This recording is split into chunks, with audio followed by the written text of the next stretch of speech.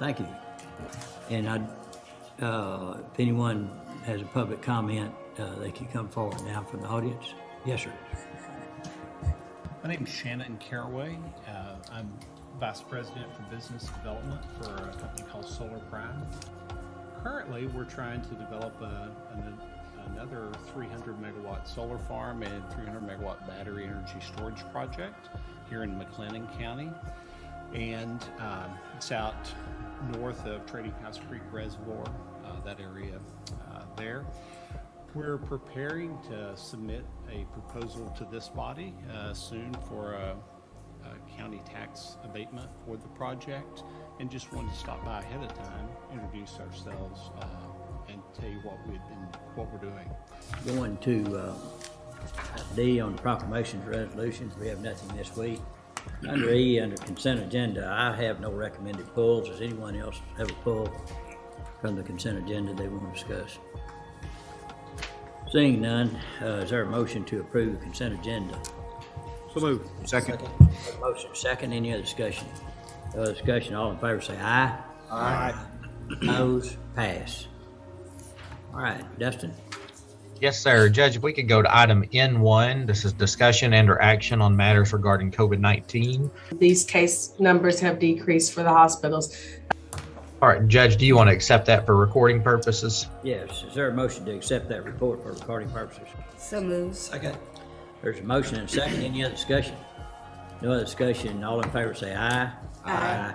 Opposed, pass. All right, if we could go to item N10, presentation from Texas State Technical College regarding Central Texas Industrial Training Center. There's a mismatch between the number of jobs that are available and the number of people that are available to fill those positions. Move to accept for recording purposes. Second. Have a motion and a second, any other discussion? No other discussion, all in favor say aye. Aye. Opposed, pass. All right, if we could go to item N6, that's the Greater Waco Chamber of Commerce Monthly Economic Development Report for January 2022. Know that we have had one project announcement for this first quarter, and that was in McGregor with Messer. All right, if there's no questions, is there a motion to approve the chamber report for recording purposes? Motion to approve. Second. Have a motion second, any other discussion? No other discussion, all in favor say aye. Aye. Opposed, pass. All right, we can go back up to item F, budget amendments. F1's regarding the FY22 budget. Francis? FY22 budget amendments, starting with F1A. Is there a motion to approve F1D through F1I? So moved. Second. We have a motion second, any other discussion? No other discussion, all in favor say aye. Aye. Opposed, pass.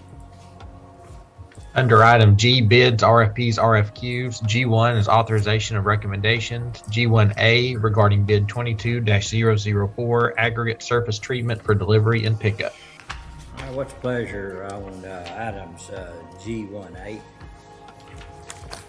Motion to approve the purchasing director's recommendations on the bids. Second. We have a motion second, any other discussion? No discussion, all in favor say aye. Aye. Opposed, pass. All right, item G1B regarding bid 22-005, asphalt emulsions for delivery and pickup. Not what's the pleasure of the court? Move to approve the recommendation of the purchasing director. All right, is there a second? Second. All right, we have a motion second, any other discussion? No other discussion, all in favor say aye. Aye. Opposed, pass. I'd like to go to item L1. We have Shane Turner and Fiona Bond here.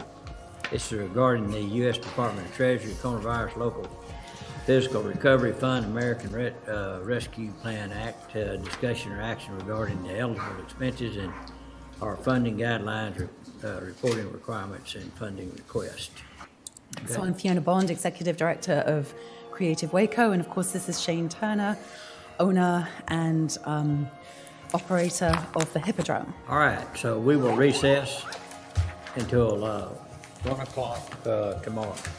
So it's 11. All right, good morning. Let's call court to order. Today is Tuesday, March 1st, 2022. It's 9 a.m. Proof of posting, please. The agenda was posted on Friday, February 25th, 2022 at 3:10 p.m. Thank you. And if anyone has a public comment, they can come forward now from the audience. Yes, sir. My name is Shannon Caraway.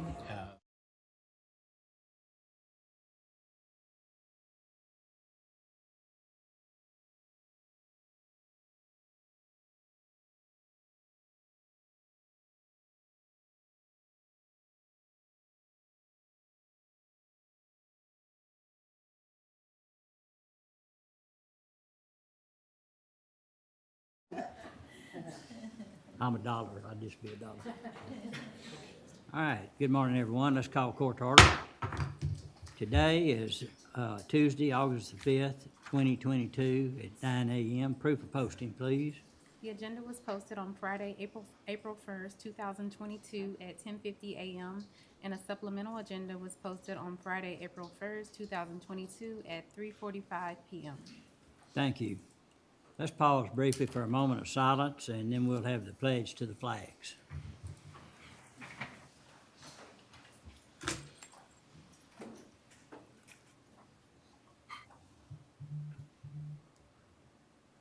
Please join me in the pledge.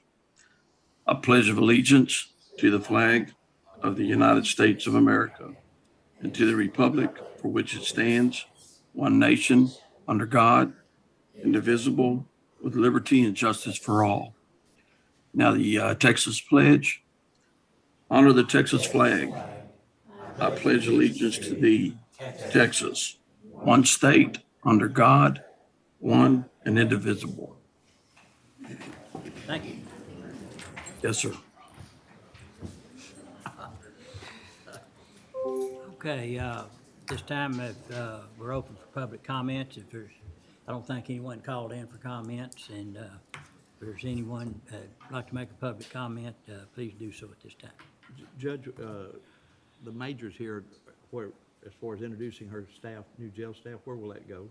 It'll be just in, Down the line? yeah, we'll get it here in a second. All right.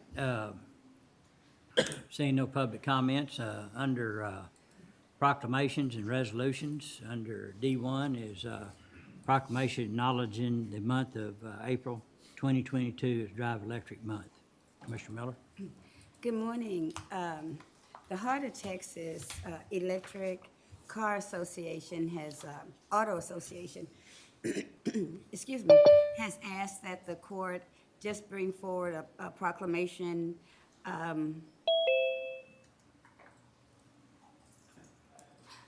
acknowledging this month. I'm gonna ask though that, it's not the one.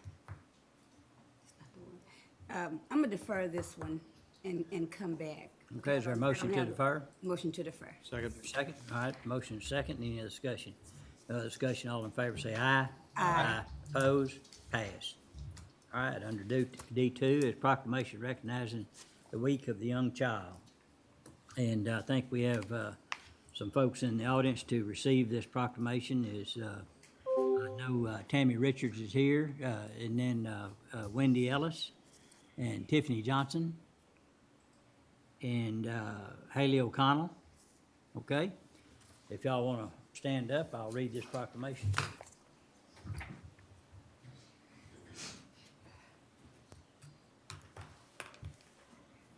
Dr. Kodak, you take a few pictures. Y'all come up this way and stand back. Okay. State of Texas, County of McLennan proclamation. The proclamation of the Commissioners Court of McLennan County, Texas, recognizing this week of the young child. Whereas the Commissioners Court of McLennan County, in conjunction with United Way of Waco, McLennan County, and the McLennan County Child Wellbeing Movement, and the National Association for the Education of the Young Child or Young Children, is celebrating the week of the young child, April 2nd through April 8th, 2022. Whereas community residents and local organizations are calling attention to the need for more high-quality early learning opportunities, and stronger support for Clinton County families. That in turn can provide a foundation of well-being for more than 21,000 children between the ages of 0 and 5 living in McLennan County. And whereas teachers, nonprofit, early childhood professionals, healthcare professionals, and others who make a difference in the lives of young children in McLennan County deserve and thanks for the recognition. And whereas public policies that support early learning for all young children and are crucial to the young children's future, for the prosperity of our society. And whereas the future of our great county depends on the quality of life we provide for the youngest residents today, and now therefore be it proclaimed that the Commissioners Court of McLennan County do hereby proclaim April 2nd through April the 8th, 2022, the week of the young child in McLennan County, and encourage all residents and organizations to work to make a good investment in early childhood in McLennan County, and be further proclaimed that a copy of this proclamation be made a permanent part of the minutes of the Commissioners Court. Witness our hand and seal this day of 5th of April 2022. Signed, Scott M. Felton, McLennan County Judge, James Smith, Commissioner Precinct 1, Patricia Miller, Commissioner Precinct 2, Will Jones, Commissioner Precinct 3, and Ben Perry, Commissioner Precinct 4. Thank y'all. Thank you so much. We appreciate it. All right.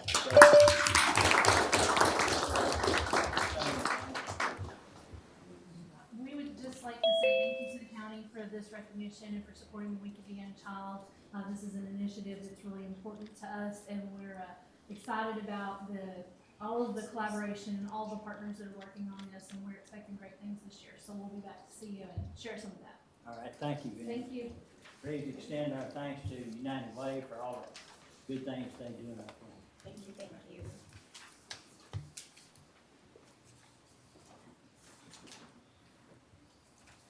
Okay, I make a motion, we approve that proclamation. Is there a second? Second. Motion made and second. Any other discussion? No other discussion. All in favor say aye. Aye. Opposed? Pass. Thank you. All right, under D3, proclamation recognizing the 2022 McLennan Community College men's basketball team, Northern Texas Junior College Athletic Conference champions, and congratulating Coach Kevin Gill at the NTJCAC Coach of the Year. And so I'd like to call on Commissioner Miller and like to introduce the folks that I've got listed here. Is Dr. Johnette McCown is here with us. Also Sean Trochin, and as athletic director, Kevin Gill, men's basketball head coach. Jamel Green, assistant men's basketball coach. Carlos Briggs, volunteer assistant basketball coach, are here in court today, and welcome. So, Commissioner Miller. Good morning, and it is a privilege and honor to present this proclamation, one to what they have dubbed the winningest MCC coach in MCC history, and to also this amazing group of young people who excel not only in the classroom, but also in the sport that they have chosen to endeavor in. And so it is just great to have you guys in court. If the coach and staff and if Dr. McCown would come forward, I'd like to present the proclamation. You young people can raise your hand when I say your name, and if everything goes right, I should say everybody's name, okay? But I won't make y'all move. Okay. Ms. Trochin? Yes. You're gonna kind of stay in like the last whatever order y'all want to stay in the. Okay. It's a proclamation of the McLennan County Commissioners Court recognizing the 2022 McLennan Community College men's basketball team as the Northern Texas Junior College Athletic Conference champions, and congratulating Coach Kevin Gill as the NTJCAC Coach of the Year. Whereas the McLennan County Commissioners Court mindful of the importance of productive citizenship, believes in the significance of recognizing those individuals and institutions that affect the communities in which they work and live constructively. And whereas the McLennan Community College men's basketball team, ranked as the #1 team in Region 5 of the National Junior College Athletic Association, is the Northern Texas Junior College Athletic Conference men's basketball champion, with a 12-2 record in conference play and finishing the 2021-2022 season with an overall record of 25-5. And whereas in addition to the NTJCAC men's basketball win, the McLennan Community College men's and women's basketball squads were conferred several all-conference honors, personifying discipline, excuse me, talent, perseverance, and resolve, and embodying the true essence of excellence. For the Highlanders, those honors include Chris Pryor, NTJCAC Player of the Year, Dylan Gooding, Defensive Player of the Year, CJ Hall, Second Team All-Conference, an honorable mention to Diego Gonzalez, Kirk Smith Jr., Nehemiah Knuckles, and Justin Wilson. For the High Lassies, honors include Mercedes Nephew, First Team All-Conference and All-Region selection, and honorable mention for Kenley Brown, Brielle Dorsey, Mania Little, and Valisa Millhouse. And whereas the McLennan County Commissioners Court would like to also acknowledge the incomparable accomplishments of Coach Kevin Gill, the all-time MCC winningest coach. As one of the most highly respected coaches and recruiters in college basketball, Coach Gill touts a coaching career of an overall record of 487 wins, spanning over 20 seasons. Under Coach Gill, the Highlanders basketball program has claimed 8 North Texas Junior College Athletic Conference championships and 1 co-championship. His accomplishments garnered Coach Gill Conference Coach of the Year honors in 2006, 2010, 2011, 2014, 2017, 2018, and once again this year, Coach Kevin Gill has been named Northern Texas Junior College Athletic Conference Coach of the Year for 2022. And whereas the McLennan County Commissioners Court would like to further publicly recognize, honor, and congratulate all of the coaches, players, and staff of the 2022 McLennan Community College men's basketball NTJCAC championship team for their expertise, leadership, time, and the outstanding effort they put forth in representing the Waco McLennan County community. Athletic Director Sean Trotham, Assistant Coach Jamal Green. Y'all have to raise your hand. Sean, you raise your hand. Volunteer Assistant Coach Carlos Briggs. Players, okay, now I'm with these names. Fourth quarter. I messed that up. Forte Prater. Okay. Romeo Williams. Okay. Anthony Simmons. Jace Wright. Khalif Aline. Cortland Blake. And Giovanni Brown. Managers Marlon Clark. Oh, Ale. Say your name. No, say it. Okay, say it again. Okay, say your whole name, first and last name. Oh, Yes, it's a beautiful name.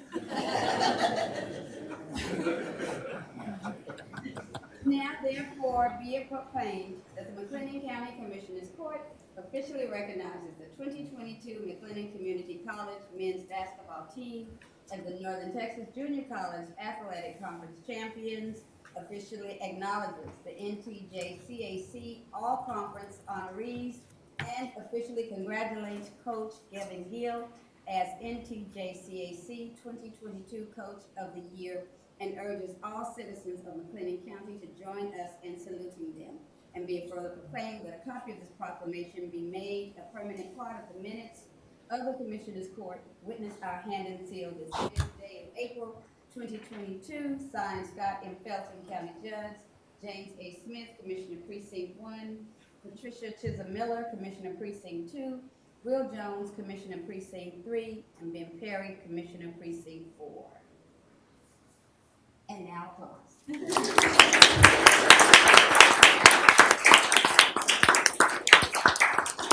Dr. Cowan, I know it's just a really proud moment for you. So we're going to let you start out with any comments or words you have about the program, about your squad, and then we'll let Sean and Coach Will wrap it up. We'll start out with the chief. Okay, well, I'm they do a great job in the classroom and on the court. They represent us well everywhere. And Sean is an incredible athletic director who's recognized really all over the nation for her skills. And these coaches are amazing. And of course, Kevin and I kind of have a special bond, and so we kind of stay in touch with what's going on. But he expects a lot out of these guys, and they know it, and they respect him. And many of them, I guess, are going to four-year universities. Those who are leaving. So I'll let y'all talk about that. Thank all of you. Just like the president said, on behalf of the college, I want to thank the court for allowing us to be here and represent and acknowledge this team and their accomplishments. Coach Gill and his staff have done an absolute wonderful job in the way that they go about business. They work really hard and they go out and they try to recruit the best talent. I'm so proud of these young men. Just like Dr. McCowan said, not only do they represent us well, they represent the school and the county as well. And so we're very proud when we take them on the road, and we always get a lot of compliments about who they are as young men. So not only are, like Dr. McCowan said, good students in the classroom, they're also very good basketball players. And don't be sad to see a lot of them go. But, it's time for them to move on. And again, congratulations to our all-conference players. Chris Pryor, I don't know if we got a chance to mention this, but Chris is also an All-American, and that just came out. So Wow, he's our great. fourth All-American. He's already signed to go to Lamar University, so we're excited for all of these young men and what they're going to do in the future. So thank you for having us. Well, I'd like to start out by thanking the court for inviting us. We really appreciate it. We actually are a representation of you. So I was born and raised in McLennan County, and we just want to keep that going. Yes. I have a really good president. Actually, we text after games, and I call him mother. So mother from another. But our athletic director, our president, they give us the respect and the support that we really need, and it really motivates us and the guys in doing what we do. But my assistant coaches, these are the guys that do the work. I mean, they're great, and great things in store for them. We couldn't do anything without them, so we just really appreciate those guys. And then last but not least, you can't do it without players. And, we love them. I mean, we own them all the time, but then we want the best out of them. And, when we were walking up, I told these guys, this is the time when you want to come to the courthouse.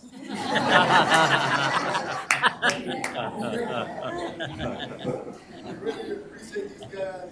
They start out in August. They run on the track. They go into the weight room. They do a lot of stuff that really tough. They signed up for it, and we really appreciate it. So, again, thank you guys for inviting us, and we really appreciate you. Thank you.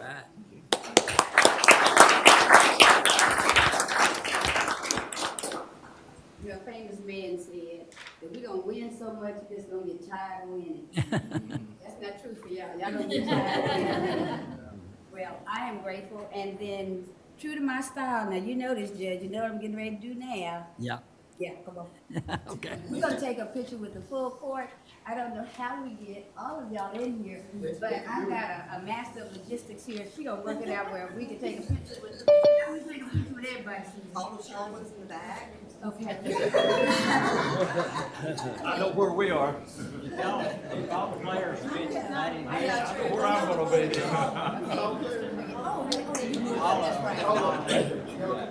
Yeah, but. Okay, they put them next to them. Oh, they put them next to them? Yeah, put them in the queue. All right. I can kneel, but then somebody have to get me out.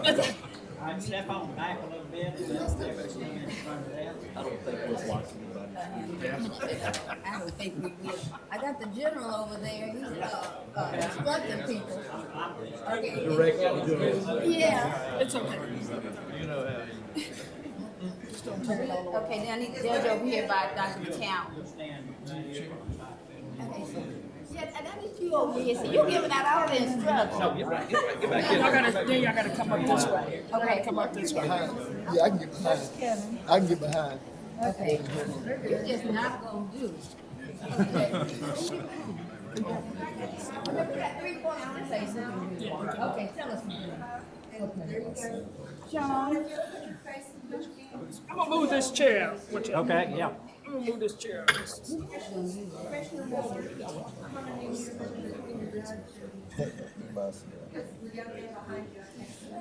Right here. Oh, okay. Okay. You need to.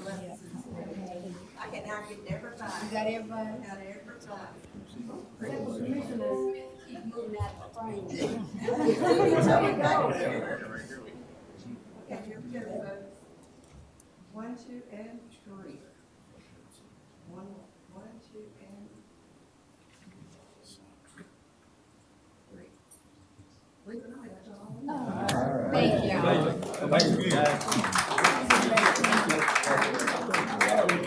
you. Thank you.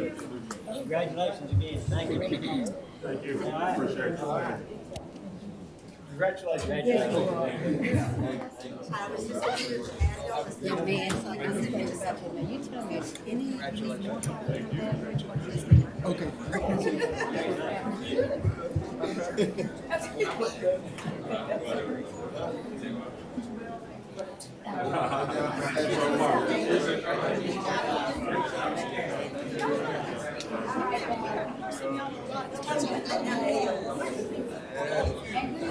Let me slide by. Let me slide by. All right, y'all got this.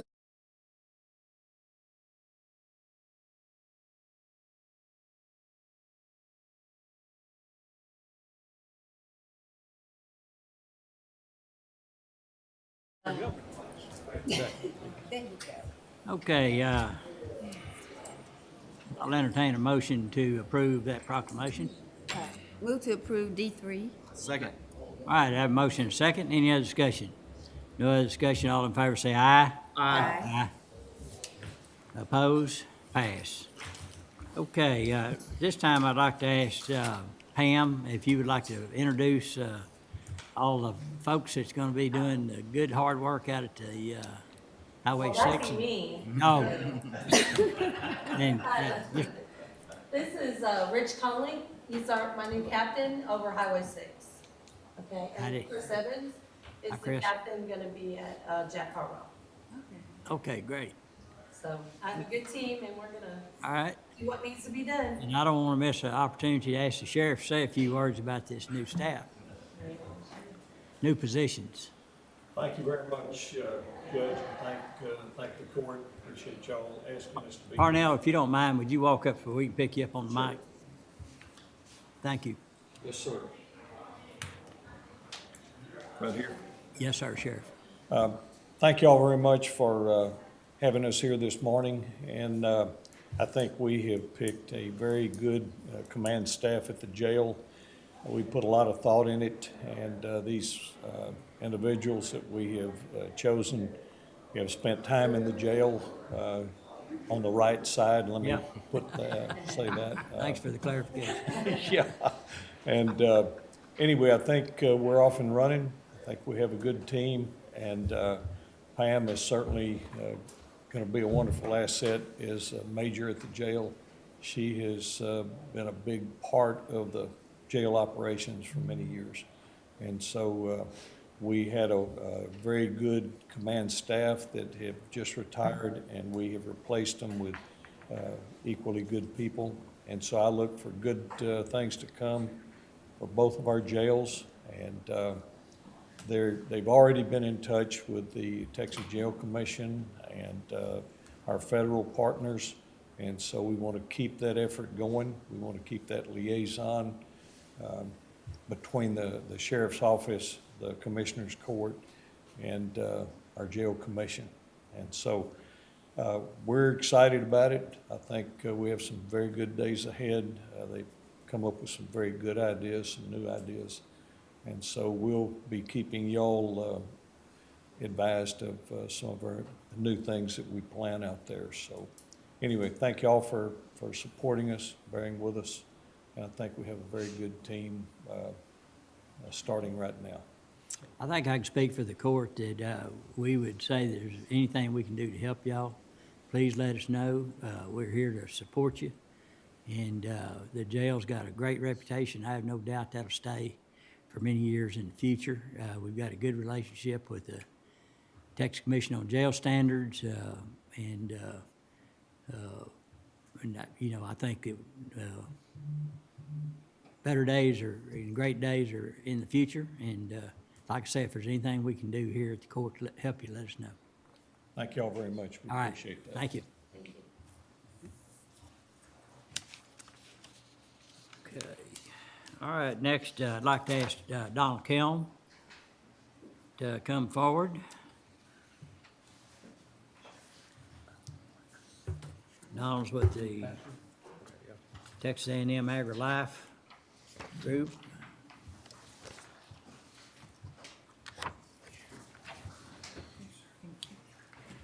Thanks.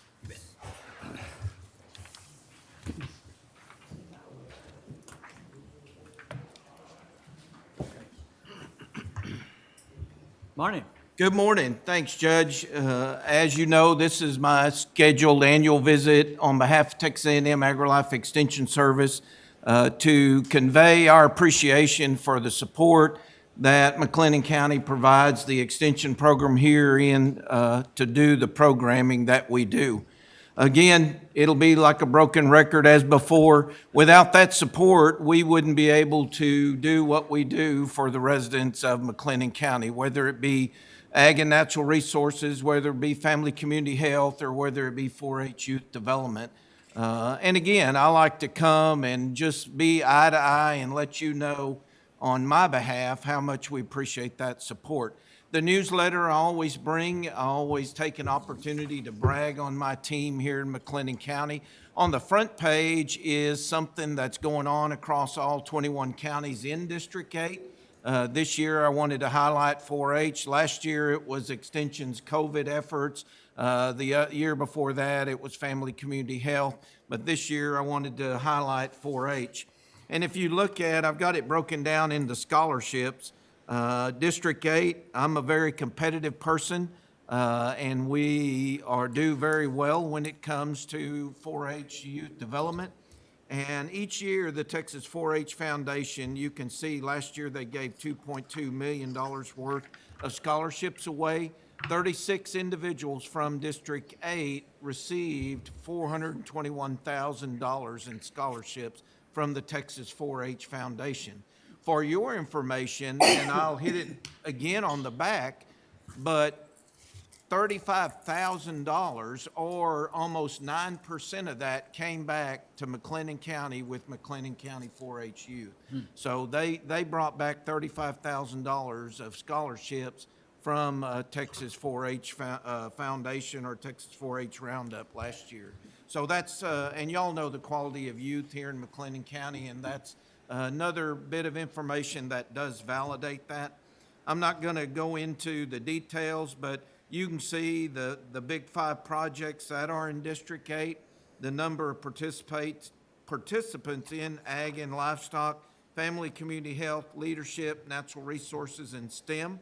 You can see the different contests that we have, the district contest, which dairy, cattle judging, holiday classic horse judging, and so on. Family community health with fashion show, consumer decision making contests, and so forth.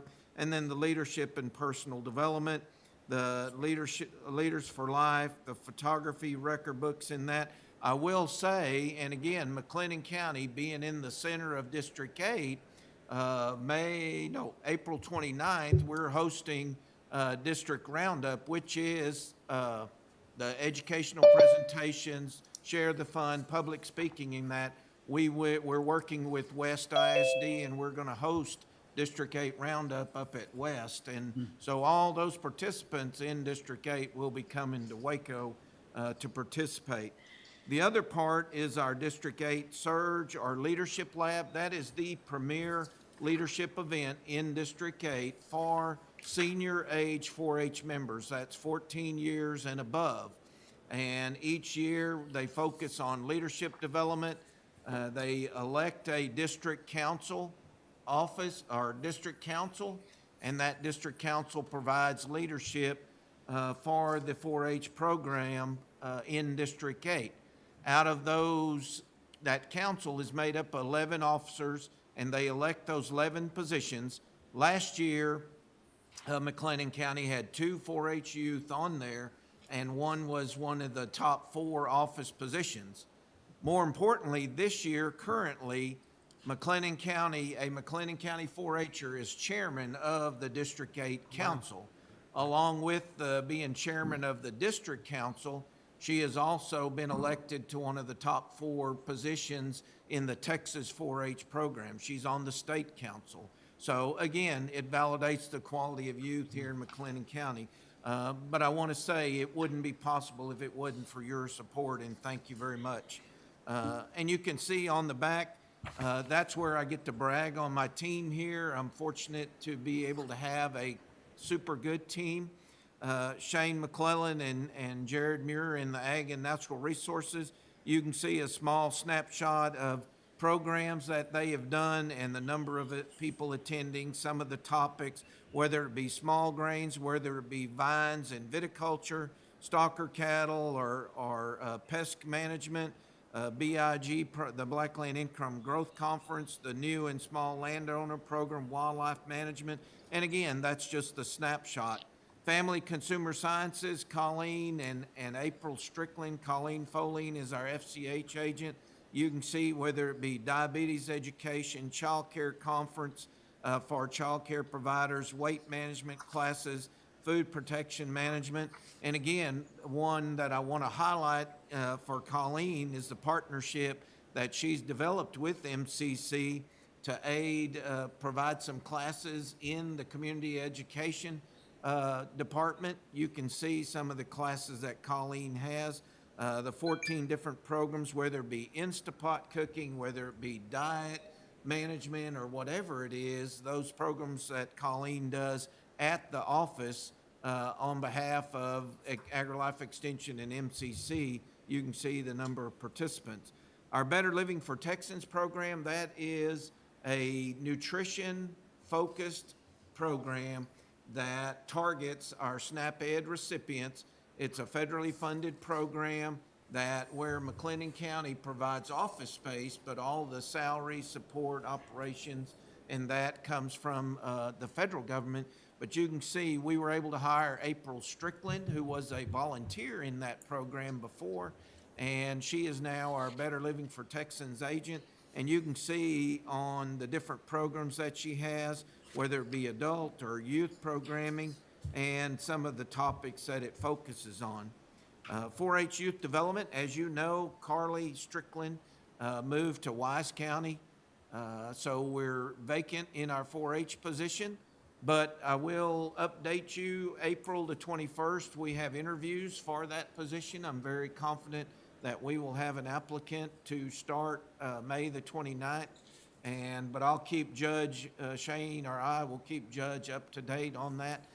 Also want to say, due to the support McLennan County continues to provide, we have had one, we're putting another one here, an assistant position, an assistant family community health position that is here for 2 years, no cost other than office space and a little support from the secretaries in that. But salary, travel, all that's paid by AgriLife Extension. And that's an opportunity for me as well as Extension to show how much we appreciate your support. We're also interviewing for that position that day, and we hope to have Assistant Family Community Health Agent starting on May the 29th. But you can see on the 4-H program, right now we're at roughly about a little over 300 4-H'ers. We're at 119, 120% more than we were the year before. Carly did a good job of managing the program along with help with Jared, as well as curriculum enrichment, the school programs that we do, reaching 3,000 plus McLennan County school kids. And then another one, you can see on the summer camps how many, that's a collaboration with MCC again, with facilities out there at Highlander Ranch. You can see the programs, the camps that were done. And then the youth livestock clinics that Jared does, how many youth participated. I did notice, made one little typo. If you look under McLennan County Junior Livestock Show, there were 454 4-H'ers under Jared's supervision that showed 420 head of livestock. They did not earn $3.4 million. They brought home $345,000 to those 4-H livestock participants. So again, none of this would be possible if it weren't for your support, and I can't thank you enough. Also, y'all know, on a little selfishly, I appreciate y'all's support of the District 8 Judge and Commissioners Conference, which we hold each year out at MCC. That will be, mark your calendars, it will be the first Wednesday in November, which I think is November the 2nd this year. MCC works with us very well, and we provide, with facilities, and we're able to provide some good quality education, and we'll usually 6 3/4 hours of CEUs for commissioners. So thank y'all very much. And I appreciate you not doing that the next week. Deer season opens, and participation might be less. Well, thank you, Dr. Kelm. We are benefactors of the hard work that you and your team put together. The youth are the big beneficiaries in our community. There's little, if any, socioeconomic barriers to children and kids getting involved in 4-H, and the leadership. The leadership is provided by being responsible and being guided by responsible people is a value that it's hard. You can't put a dollar amount on it, but it's. And again, and I'll harp on it, it's a partnership between the McLennan County Commissioners Court and AgriLife Extension, and that's what makes it, that and the agents we're able to hire to put here in McLennan County, that's what makes it go around. All right, any questions or comments? And y'all know, if you ever need anything, we're just a phone call away. Yes, sir. Thank y'all very much. Thank you. Is there a motion to approve Dr. Kelm's report for recording purposes? So moved. Second. Have motion second. Any other discussion? No other discussion. All in favor say aye. Aye. Oppose? Pass. Thank you. Thank y'all. Have a good day. Thank you. Too. All right. Good to see you. Thank you. All right, next, we have Josh Oliveri here today. Is he here? Judge, he is online, Oh, okay, thank you. and that's All right, under M11. Under M11, this is a sports event that's being requested to be hosted by our community, and so Josh, if you're on, will give us your report. Yeah, can you guys hear me okay? Yes, sir. Awesome. So we are formally starting and finishing the race in Waco. And then once we exit Waco proper, we'll be on McLennan County roads. And so the city of Waco and TxDOT have asked us to receive approval from McLennan County, make sure that you guys don't have any reservations or concerns about the event. We'll be having police control the intersection. So there's actually no closures in your area. The race, so there will be police that give cyclists the right of way, It's a double looped course. So all in, it's close to about 50 miles worth of course. I also have those pulled up on my screen if you guys would like me to screen share and you're able to view that. Okay. I also have links that I can send people if they would like to review those separately and get back to me.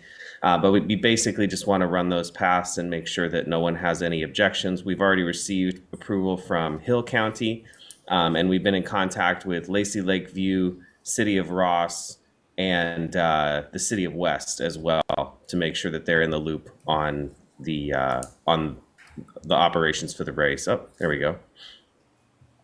Awesome. So this is it looks like we have the screen share pulled up there. So that is the course route as it exits out of Waco. And then we have two distances. We have a long course and a medium course. So what you're looking at is essentially it's the same course for both distances. So the only difference is that the long course will do 2 loops. So, and it's going to be on June 26th, Sunday, June 26th, starting at 7 a.m. and ending at 2 p.m. And I've also got the timesheet that's just to the left of that tab there, if anyone wants to take a look at that.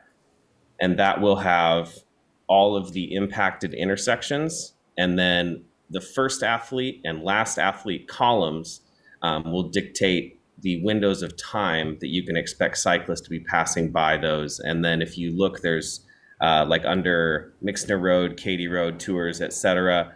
The colors, the section that's in blue there is the second loop for the long athletes. So as you can see, it's about a half hour on any given portion of the course for the athlete's first loop, and then a little bit closer to an hour and a half on the second loop. And obviously by that point, the athletes are pretty spread out, so the impact to traffic is pretty minimal, as there will be decent gaps in participants for vehicles to be bumped through. You show that you're going to be on where are you on Golson Road, and how long are you on Golson Road? Yeah, so on Golson Road, we're going to be turning off of Herring, and then we'll be on Golson Road for, looks like just about 3 miles, about 3.3 miles. Okay, and Golson Road is just it's a 2-lane, 2-way highway. How do you have your cyclist safety kind of figured out on that stretch?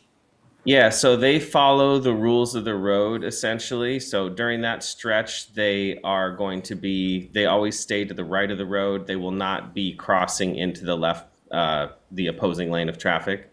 So they always just stay on that one side. So there'll be, as the athletes are headed out, there will be a little bit of an obstruction to vehicles, but we intentionally schedule that on a Sunday morning earlier. So usually, regardless of which market the race is in, it's a lighter traffic impact during those hours on that day, on a Sunday. Okay, because you have 2 subdivisions and you have 2 openings on each side of the road. So if you have cyclists moving along that stretch, those individuals, they're waiting between cyclists, or they're blocked in? Yeah, they'll be waiting between cyclists. This is our first year event. We don't have very high registration numbers right now. So we would expect at most to have between 200 to 400 cyclists total. And at any given stretch, especially when they're more concentrated, so the main impact is going to be at the beginning of the race when they're on the way out to the main course route. And that would probably impact people in those areas for about 5 to 10 minutes, depending on because they're all pretty grouped together at that point. So it'd be a pretty small impact in terms of the amount of time that they would be impeded.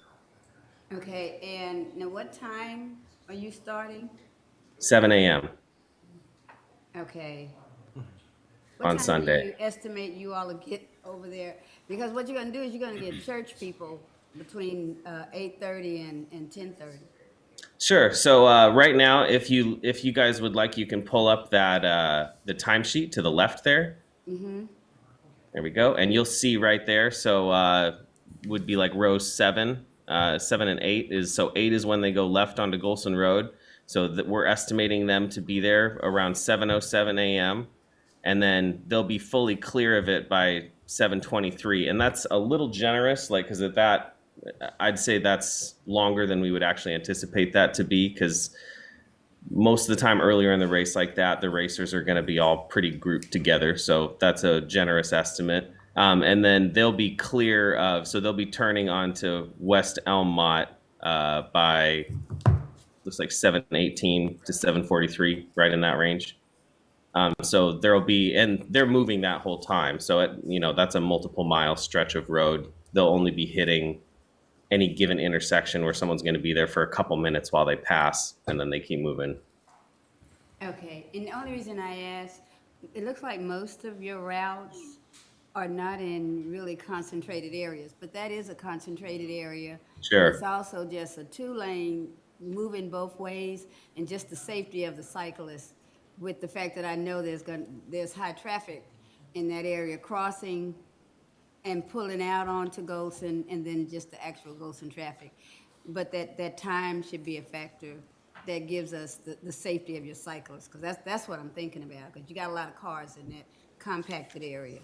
Absolutely. And you'll also notice that, so the PD/post column that's there is the amount of officers that we plan to have at each one of those intersections. So for any vehicles that are traveling in either direction, they will have encountered a police officer controlling the intersection prior. So they'll be aware that there's something going on the road. And we'll also have signs posted throughout the course saying to be aware of cyclists on the road. So there'll at least be a heads up to motorists that there's an event in progress.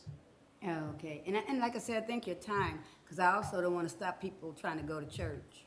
Right. Yeah, absolutely. So we should be clear of that. I mean, I know you mentioned that going to church, they'll probably be out there by 8:30. So the main impact, like I was saying, is going to be when they head out. Like, that's when they're the most concentrated, because by their second loop, we're 50 miles into the course. So there's a decent amount of space for vehicles to get out in between cyclists.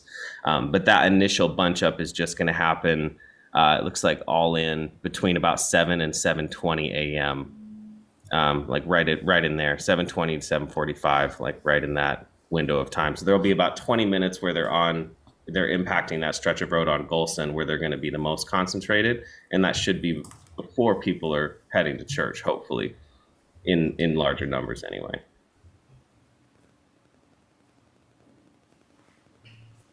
So I spoke with Michael Graham with the Sheriff's Department, and they're fully aware of it and are coordinating with GFNY on traffic control out in the unincorporated areas. So have y'all received your permits from TxDOT yet? This is actually part of that process. So we have preliminary approval, but we need sign off. So if this is approved by your board, your committee, then we would send you guys the TxDOT unincorporated entity form. And those are, so we just need that letter from your county and Hill County, and then waiting on final approval from Lacey Lakeview as well. And then as soon as they give us that, the rest of the permit is approved. So that's like kind of the last step in us getting approval. And that permit also carries over to City of Waco. So it's kind of bunched together. Okay. Any other questions? Okay. What's the pleasure of the court?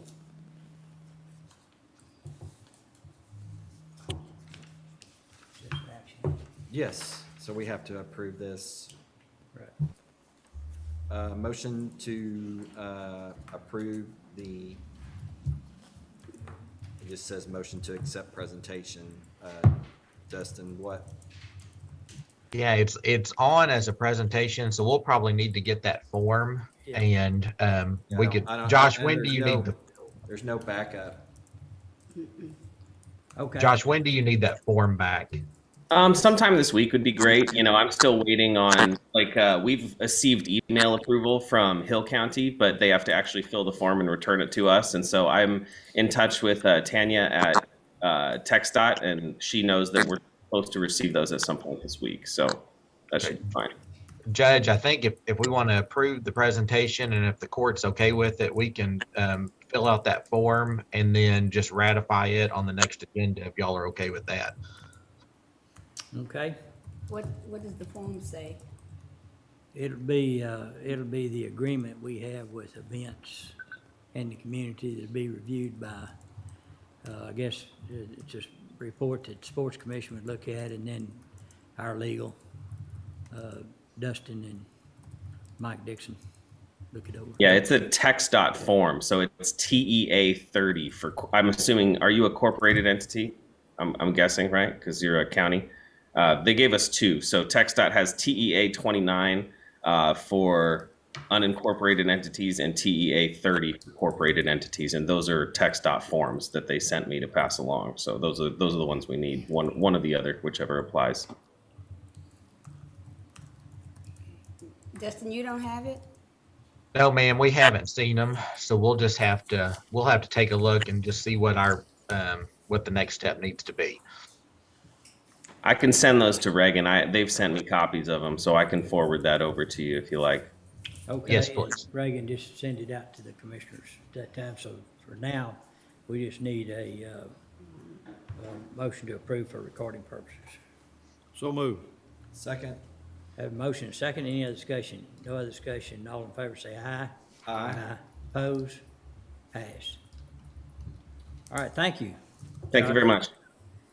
Okay, what I'd like to do next is, while Chris Collins is here, I'd like to go over M10 and as well as the resolution on McGregor. So Dustin, if you'll lead us through those.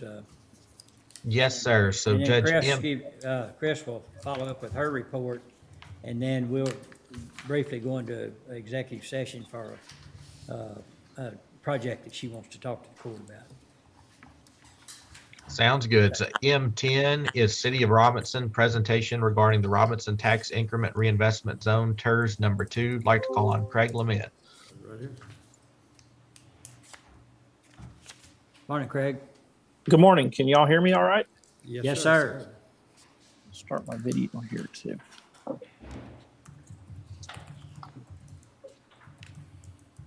So appreciate the opportunity to speak before you this morning. Good morning, Judge Felton and commissioners. Morning.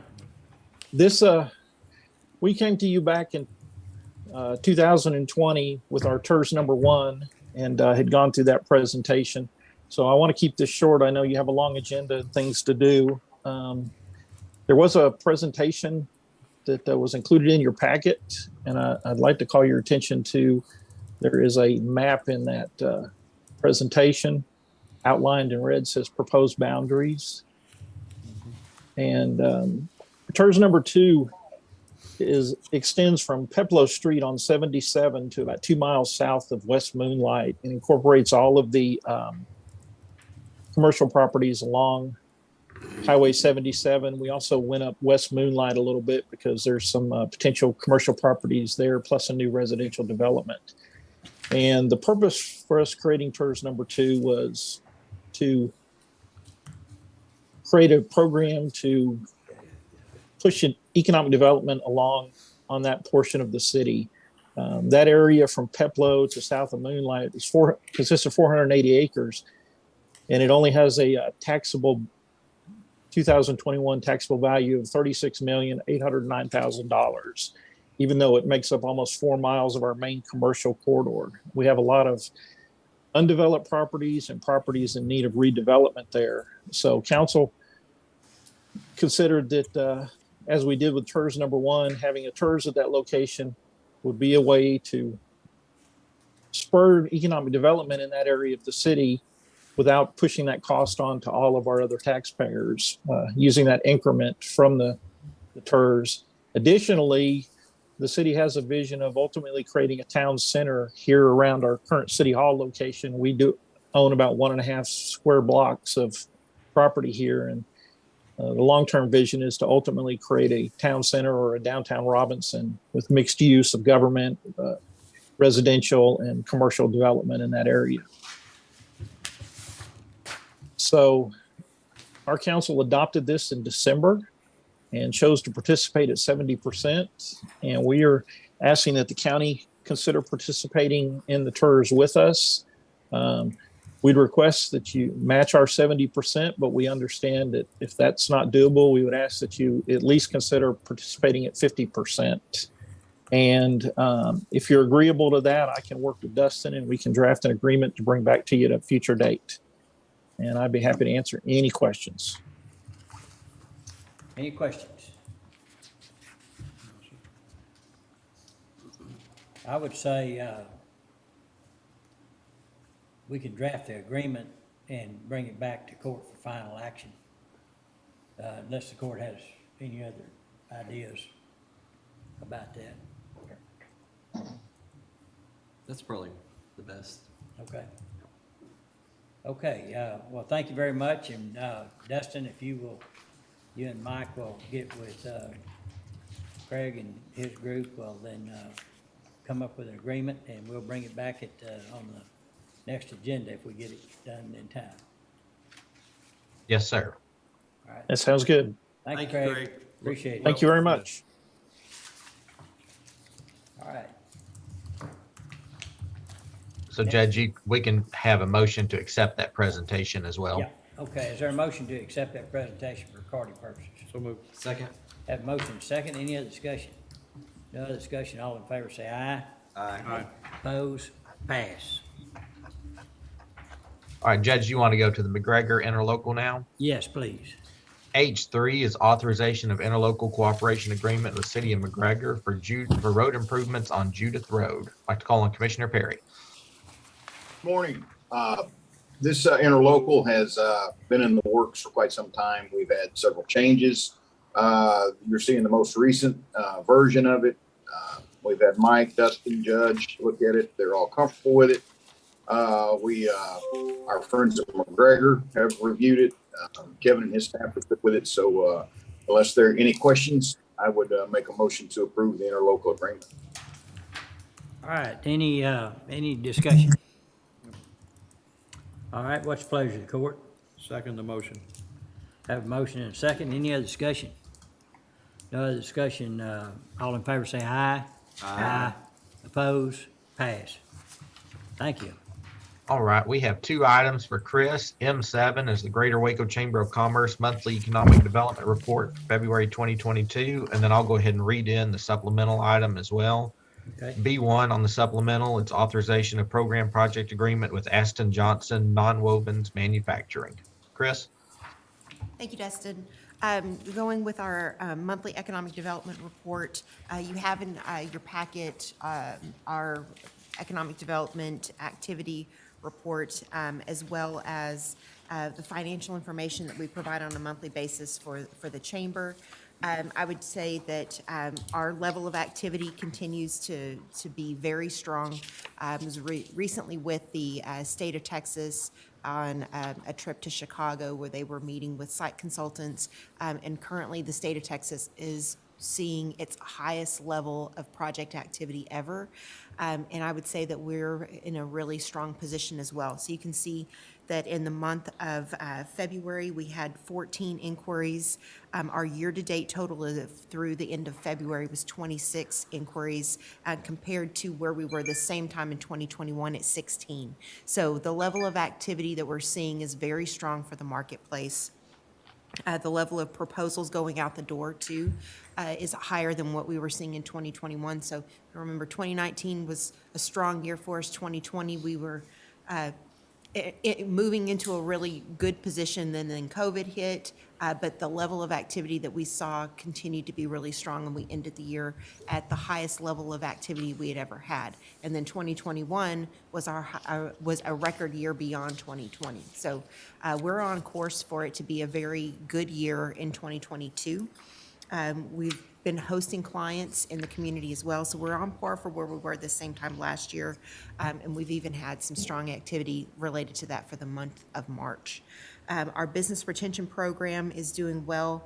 We're getting back into face-to-face operations, whereas we had been in either a hybrid or strictly virtual we're now back into being able to do more of those face-to-face visits. Some of those folks still have restrictions at their facilities, so they're actually coming to the Chamber of Commerce to do those visits instead of having those on their own property. But we'll do whatever the business wants to do. Our main focus is just being able to visit with them, get back with them about the fact that the community is really supportive of their operations, and also just being on the front end of any opportunities they have for growth or any challenges they may be experiencing around activities. As we all see, workforce continues to be a strong area, a strong topic of consideration and conversation when we're visiting with those companies. But then that just reinforces some of the things that we're doing as a community in partnership together, talking about the Industrial Training Center and the importance of that, being able to upskill individuals that are already working or people that we want to attract back into the workforce. Then it goes to the things that we're doing around talent recruitment, like the In Waco that y'all were campaign that you were so generous to support with us. So we're starting to see some good numbers come out of that as well, and some activity. So we're all chugging along with the same train, just trying to get together, and we're coming at it from different avenues. But that's the important part, is that we are on the right track in trying to what we're doing as far as talent's concerned.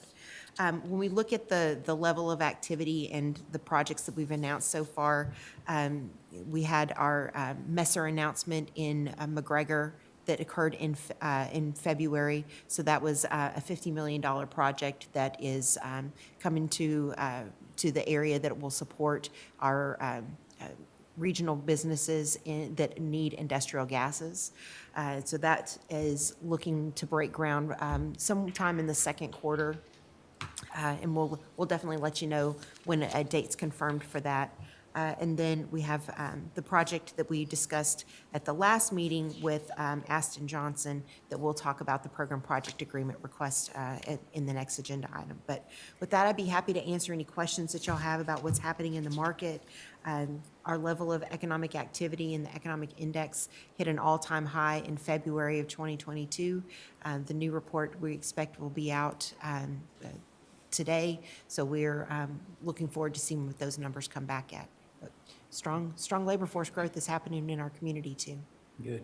Yeah. You say we're chugging along. I think we're on high-speed rail right now, but things are going pretty fast. Do you think with the change in the current economy, some of the factors out there that are a little bit alarming, like inflation, those things will hurt our progress going forward? You know, we've seen with some of the projects that we're working through right now that the cost of construction is impacting their numbers and the approval process that they go through within their own corporations. But if you'll remember, companies were also sitting on a lot of cash. And so they were borrowing money because it was so cheap. But if it gets to a point where they need to do the project, but the money is too expensive to borrow, they'll probably just pull from reserves because they have excess dollars to take advantage of. While we've not seen this, some of my counterparts in other places have seen projects that have been put on the back burner in hopes that the economy will, or the costs of business will come down a little bit. But the projects that we've seen so far have not experienced that. So I think that we're in a really good position here, but it's not to say that companies won't make some changes in their operations or their plans in order to accommodate for that. They may take a phased approach instead of doing a project all at once, or related to labor force things. I think we tend to see some of those companies investing more on the equipment side in anticipation of being able to overcome some of the challenges around people. So, Any questions? All right, is there a motion to approve that report for recording purposes? So moved. Second. Motion and second. Any other discussion? No discussion. All in favor say aye. Aye. Oppose? Pass. All right, I'd like to go to item B1 in the supplemental, authorization of program project agreement with Aston Johnson Nonwoven Manufacturing Incorporated. thank you, Judge. At our last meeting, we went through a tax abatement for Aston Johnson. And thank you to the commissioners for your support of that incentive. Just as a reminder about the company and the project itself, Aston Johnson has been in business for more than 230 years. It's a family-owned business, and their North American headquarters is located in South Carolina. They have 19 locations across the world and are focused on non-woven products that support the automotive, aerospace industry, and are looking at an operation to establish here in the Waco area, in the Waco International Aviation Park, adjacent to the TSTC campus. So that in that park, you have other partners with L3, Sherwin-Williams, our new friends with Hesselbein Tire Distribution that's opening up now, and Sanderson Farms, along with the Dr. Pepper distribution facility that's out there. So we're glad to see continued interest and investment in that part of the county too. We love to spread the love across the area. Yes, we are. As Commissioner Miller says, the squeaky wheel gets the investment, and so we're glad to see that's definitely happening. So Is this on the right-hand side of the road or the left-hand side? Of the it'll be on Tyree. So the Tyree? building will Yeah. face Tyree. It'll be right behind the Sanderson Hatchery. So on Tyree, is it on the left or the right? It's on the right. So if you're That's if you're- precinct 3. Yes, I know. it is. I knew where you was going. I know where he was going I just to. have to point that out. Yes, but it's a good opportunity for both of your I think precincts it's a great to benefit. opportunity. Yes, It's a it great is. business and Yeah. the type of business that we need to be Absolutely. bringing to McLennan County. Yep.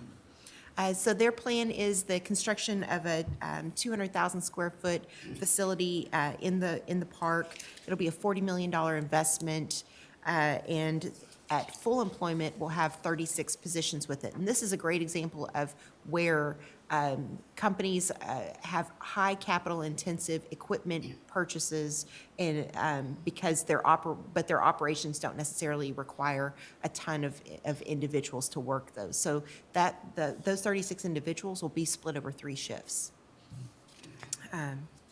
At full employment, again, 36 jobs, that's anticipated to be by the end of December 31st, 2026.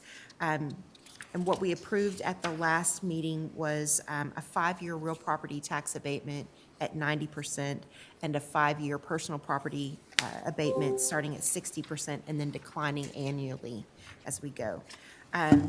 What we have on the agenda today is the program project agreement through the Waco McLennan County Economic Development Corporation.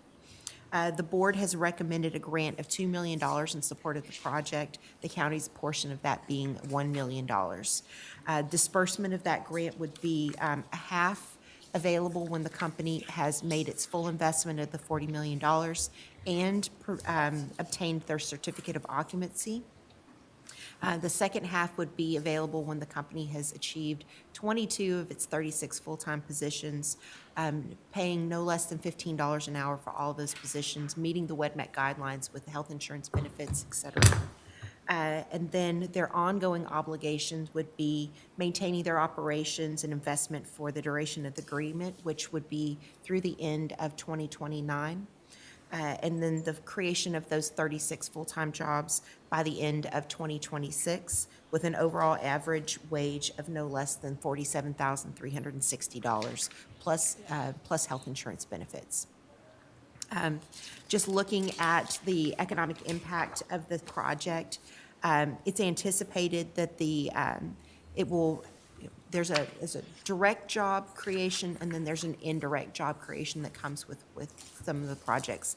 So it's anticipated that the total job creation over 10 years will be 59 positions, that it will generate over $3 million in new salaries for the area within the first 3 years of operations, and over $30 million in new salaries within the first 10 years.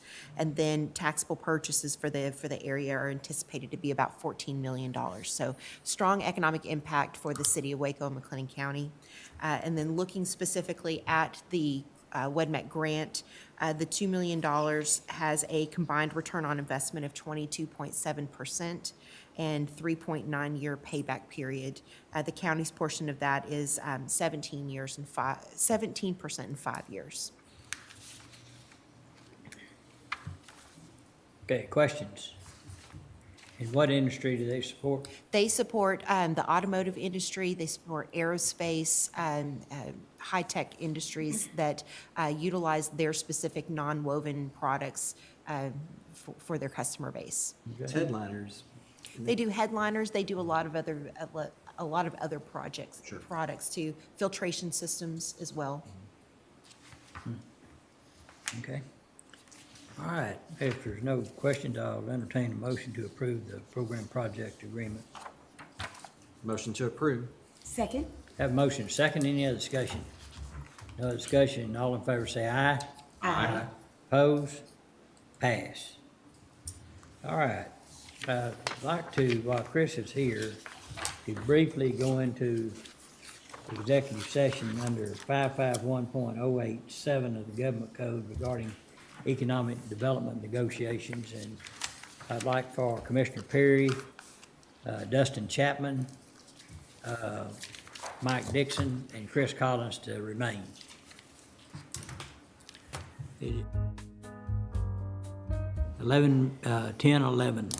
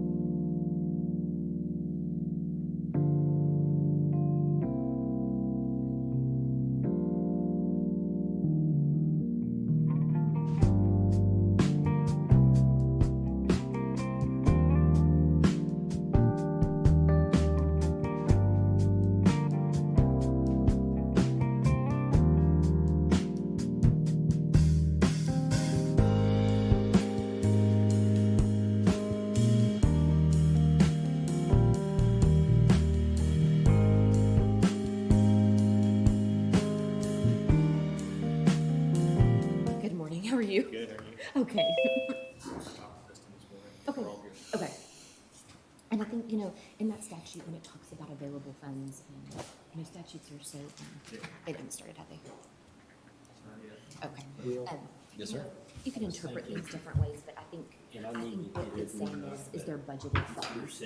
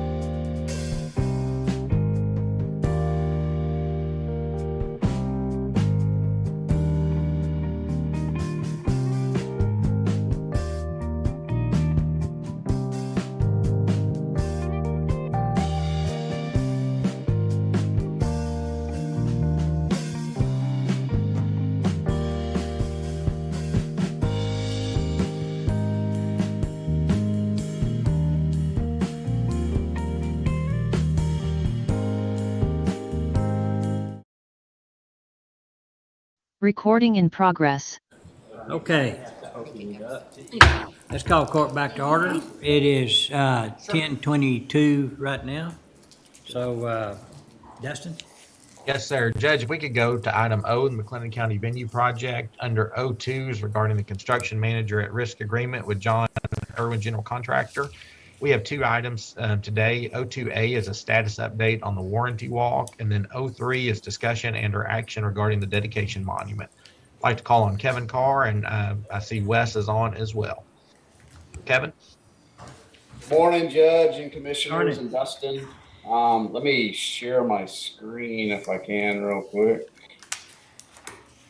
If that works. Can everybody see my screen? Yes, sir. Yes, sir.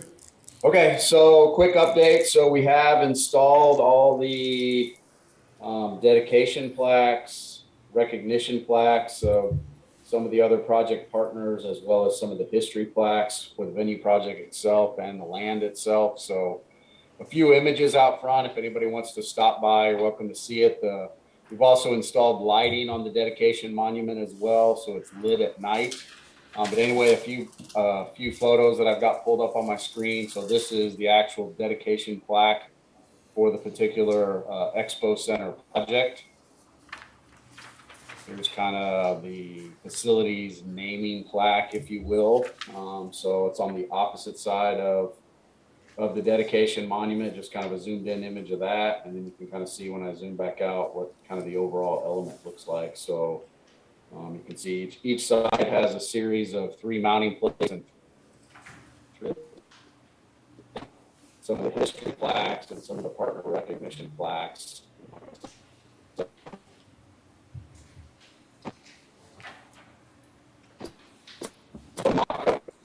Scale.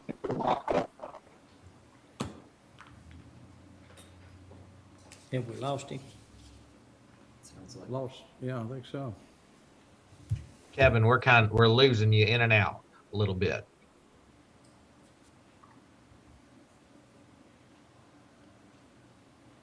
He's froze or? Everything's froze. Well, no, not everything. He's froze in place. Anyhow, you can see it. Can I ask a question while we're in freeze? What happened to the colors that were going to be in there? I think, well, Dustin, you addressed that, you or Ken. They're still going to be done. I think the panels had to be cut. They just hadn't installed them yet. They just don't. Yeah, they're working on it. Okay, Dustin, what do you think? Yes, sir. And Judge, that's not an action item. It is a presentation if we want to record it. And then if we can get Kevin back reconnected, the next item is just an update on our warranty walk. Okay, is there a motion to approve Kevin's report for recording purposes? So moved. Second. Have a motion second, any other discussion? No other discussion, all in favor say aye. Aye. Opposed, pass. And Kevin, can you hear us right now? And if you can, respond.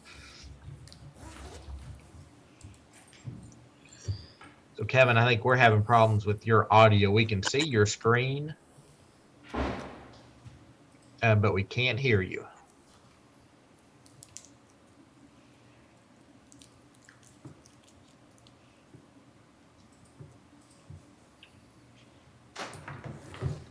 And Judge, Ken Zane and I can kind of give a real high overview of this. We did our warranty walk, and Judge was there for most of it back in early March. And for the most part, things are looking well. A lot of items are completed. There was some patching done to the floor areas. Some issues with the big foldable partitions. Just really working through those with it's really looks like it's some operational type issues. You have to make sure you follow the steps when you're deploying the partition or putting them back, and looking at maybe removing some trim that might be causing some issues. And I think the big thing is the electrical floor boxes. Some of those have a 60 amp connection that nobody has been able to hook up to yet. And so Populous and Irwin are trying to help us locate an adapter pin for those. Ken or Zane, is there anything y'all would like to add? Zane says no. So what is the issue with the 60 amp? And Wes may be able to explain it better if he's on, but there's a 60 amp connection on some of the floor boxes, not all of them. But it is hard for I think vendors that have been so far have not been able to hook up to it. And so solution is to either try to find an adapter or to actually replace those floor boxes. Okay. All right, Zane's coming up. Dustin, I would mention one of the things that the venue will be creating a list of warranty items so that when the warranty gets near to expire, that they can go back and check all of those items, whether it be mechanical, finishes, structural, to make sure that everything is still in working operation. Yeah, and there was just some other odds and ends. I think there was a light out in the foyer over on the right-hand side that needed to be fixed. And then I think something about the soundproof panel, some of the fabric was a little bit loose. All those things were brought up in the walkthrough and should be. And Judge, I see Kevin's back on. Kevin, if you want to try to, looks like he's having audio issues.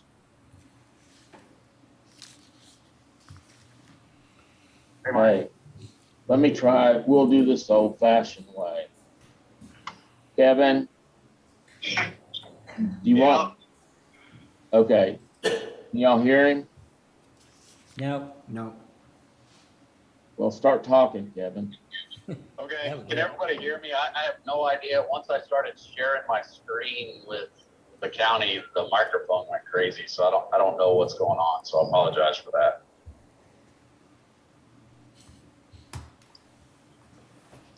So I don't know if everybody able to hear me now somewhat or no? Yes. Yes. Okay, so, yeah, so the last item that we were discussing was the 11-month warranty walk item. So after 11 months of use of the facility, there was basically 31 items. We've been working with the HOT folks on their off event days to get back into the facility and make corrections. So as of end of last week, we had completed almost half the items, so we're still working through the other half. I think one of the items that we were just discussing with the court was the in-ground electrical boxes in the expo hall. We are working with Wes and them to figure it out. I just wanted to make sure everybody understood it's not a warranty item. The boxes are functional. The boxes were installed exactly like they were called for, but there's kind of an infamous 60 amp connection in there that's, I guess, not really used in the event world or for the type of events or the way Populous envisioned it would be used. So we're working to get that corrected right now. So, but other than that, those are kind of where we're at as far as the project is concerned. We're just working to get the 11-month warranty walk items closed so that we can kind of fully close the project out. Okay.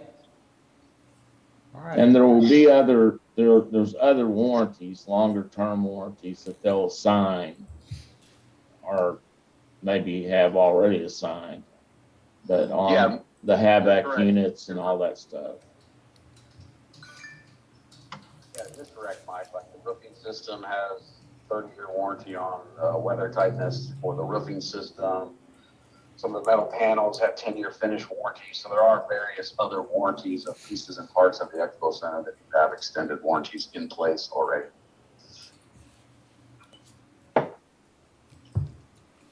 Okay, and Wes had to step away for another meeting, so he said he didn't have anything to add other than what Kevin's saying. Well, one thing, Judge, on this is this was something Populous spec'd. It wasn't something that the fair requested. And apparently in this area, that's not how it's done. So I think we're gonna have a discussion with Populous if we can't find. I agree. On the 60 amp? Yeah, Commissioner yeah. Jones and I were talking about that on the side here, that wonder why Populous didn't know what we needed. And so, we need to get. I mean, they specified it, right? Yeah, they specified it according to what he just said. But we'll. Yeah, work that out. Hopefully we can find, something that converts it, but, if not, jacking, hammering those out of the floor and getting the right size ones is an expensive fix, and I think that they need to participate in that. Right. Yeah, no, that will not happen. It'll all be an electrical fix. So those in-ground boxes, there's like 40 of them in the expo hall, just so everybody understands. There's various sizes electrical connections. So there's a spider box that has a bunch of 110 volt outlets, like your typical house outlet, that allows them to plug in multiple things into that box at one time.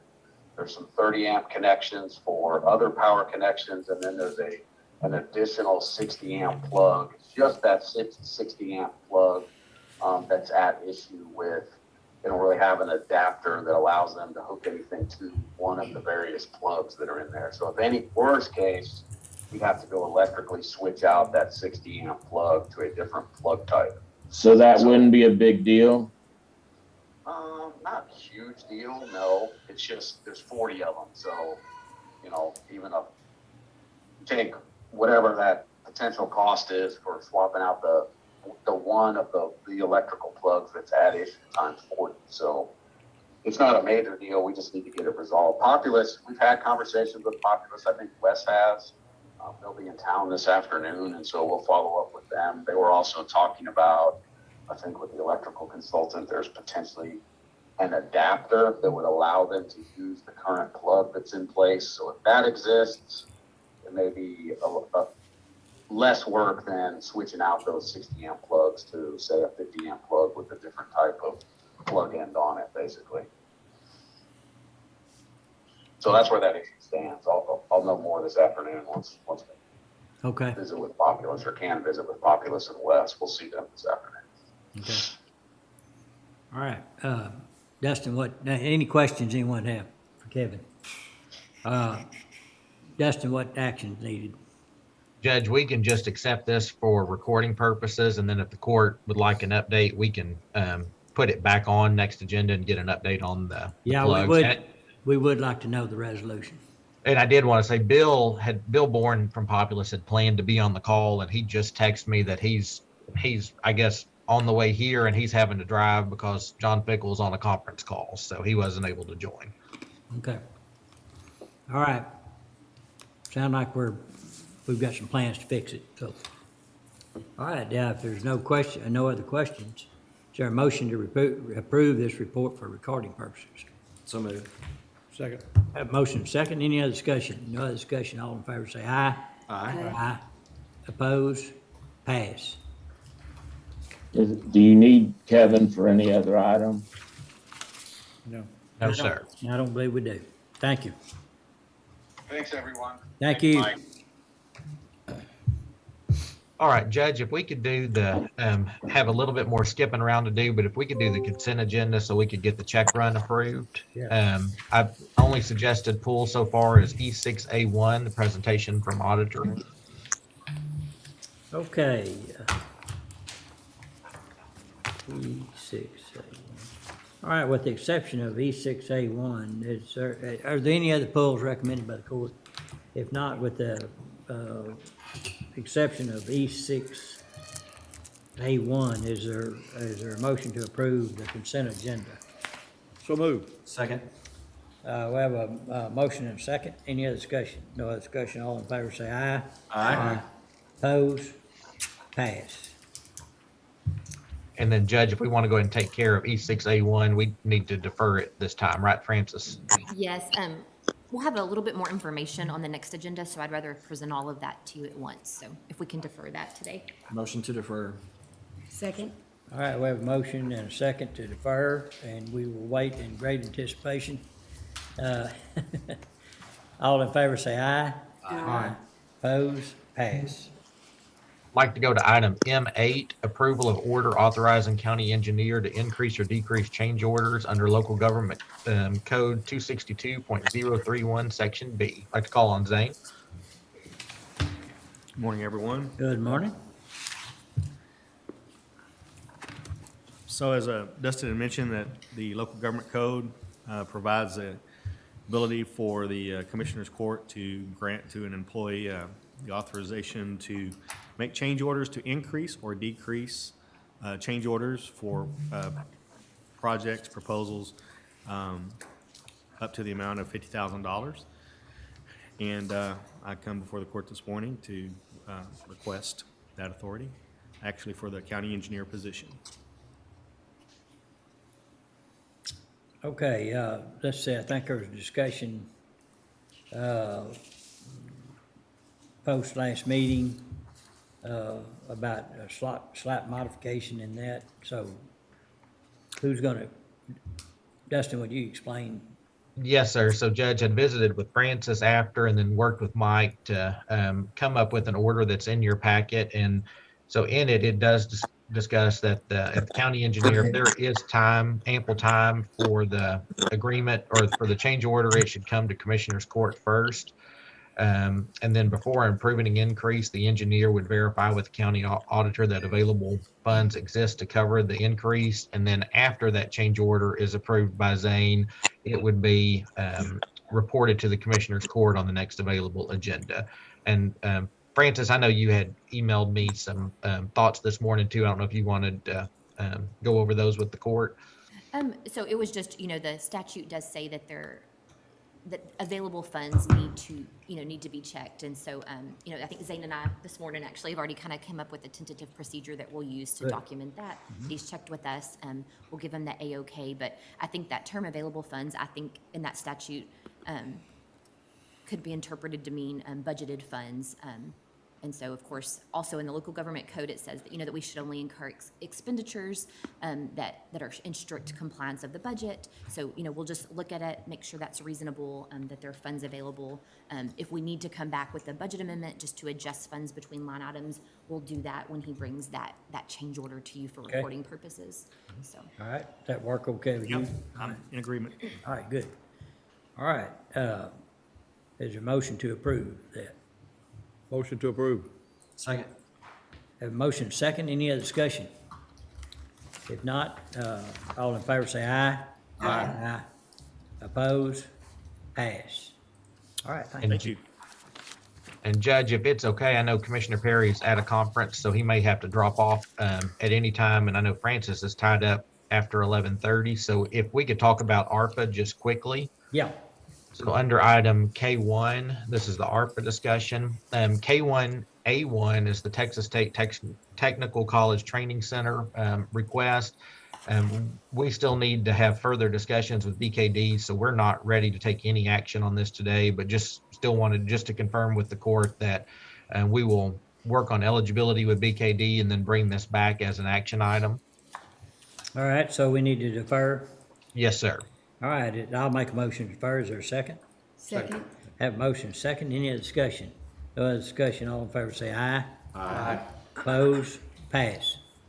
K1A2 is the Mart Volunteer Fire Department. Mart had reached out to us back when we submitted the information for them to provide the documentation of their revenue loss.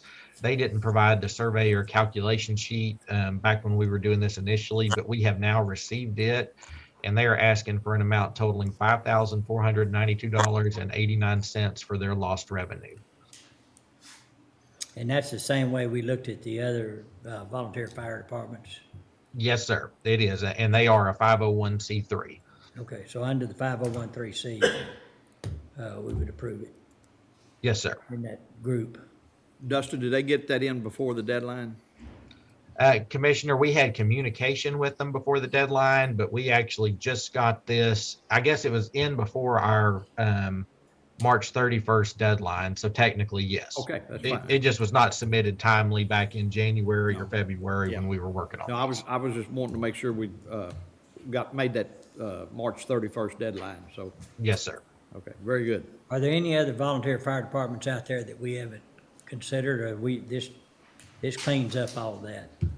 Judge, I think Reagan might have to help me jog my memory. I feel like there were a couple that Mart was one that we had not heard back from, and there may be another one. Downsville?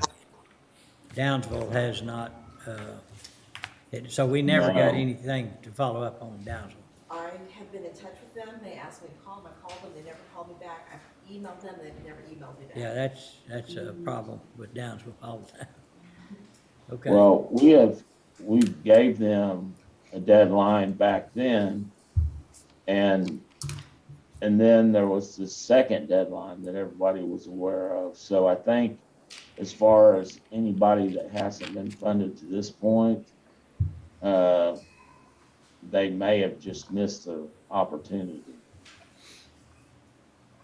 On that note, I have a question then. Okay. I know we set a deadline for no new proposals to come in, like this is the end of proposals we don't know are out there that might be coming in. But the individuals that have already contacted the court and said they are gonna seek funding, but we're waiting on their backup documentation, they may not know that that deadline is for them because they've already sent in saying that they're gonna, Right. ask for the funding. We're just waiting on their paperwork. So how do we handle? They're That's already on the list, but we yeah, need their paperwork. that's a good question. And they are, and I know that Downsville, it's all volunteers. They change, like a lot of these, they change who the chief is, and so the phone number changes, and you don't get a hold of anybody. We've got the same problem out where I live, trying to, if you have a fire, there's a number, they'll answer that. But trying to talk to them about business is a challenge, so what's the court's thoughts on those? I think it's gonna end up being a case by case, because you could have somebody who just made an inquiry and claimed that was a contact before the date. Yeah. So, I mean, how serious, how much information has to be provided before they did or did not make that March 31st deadline? So what did Downsville, what was our form of communication, and what was it? They were supposed to be sending the calculations. But they wanted to apply, but they wanted, and so we sent them the information on how to calculate. They sent the survey, and they had an amount in the survey, but they were supposed to submit calculations, and they've never done that. Okay. All right, and we haven't heard from them lately.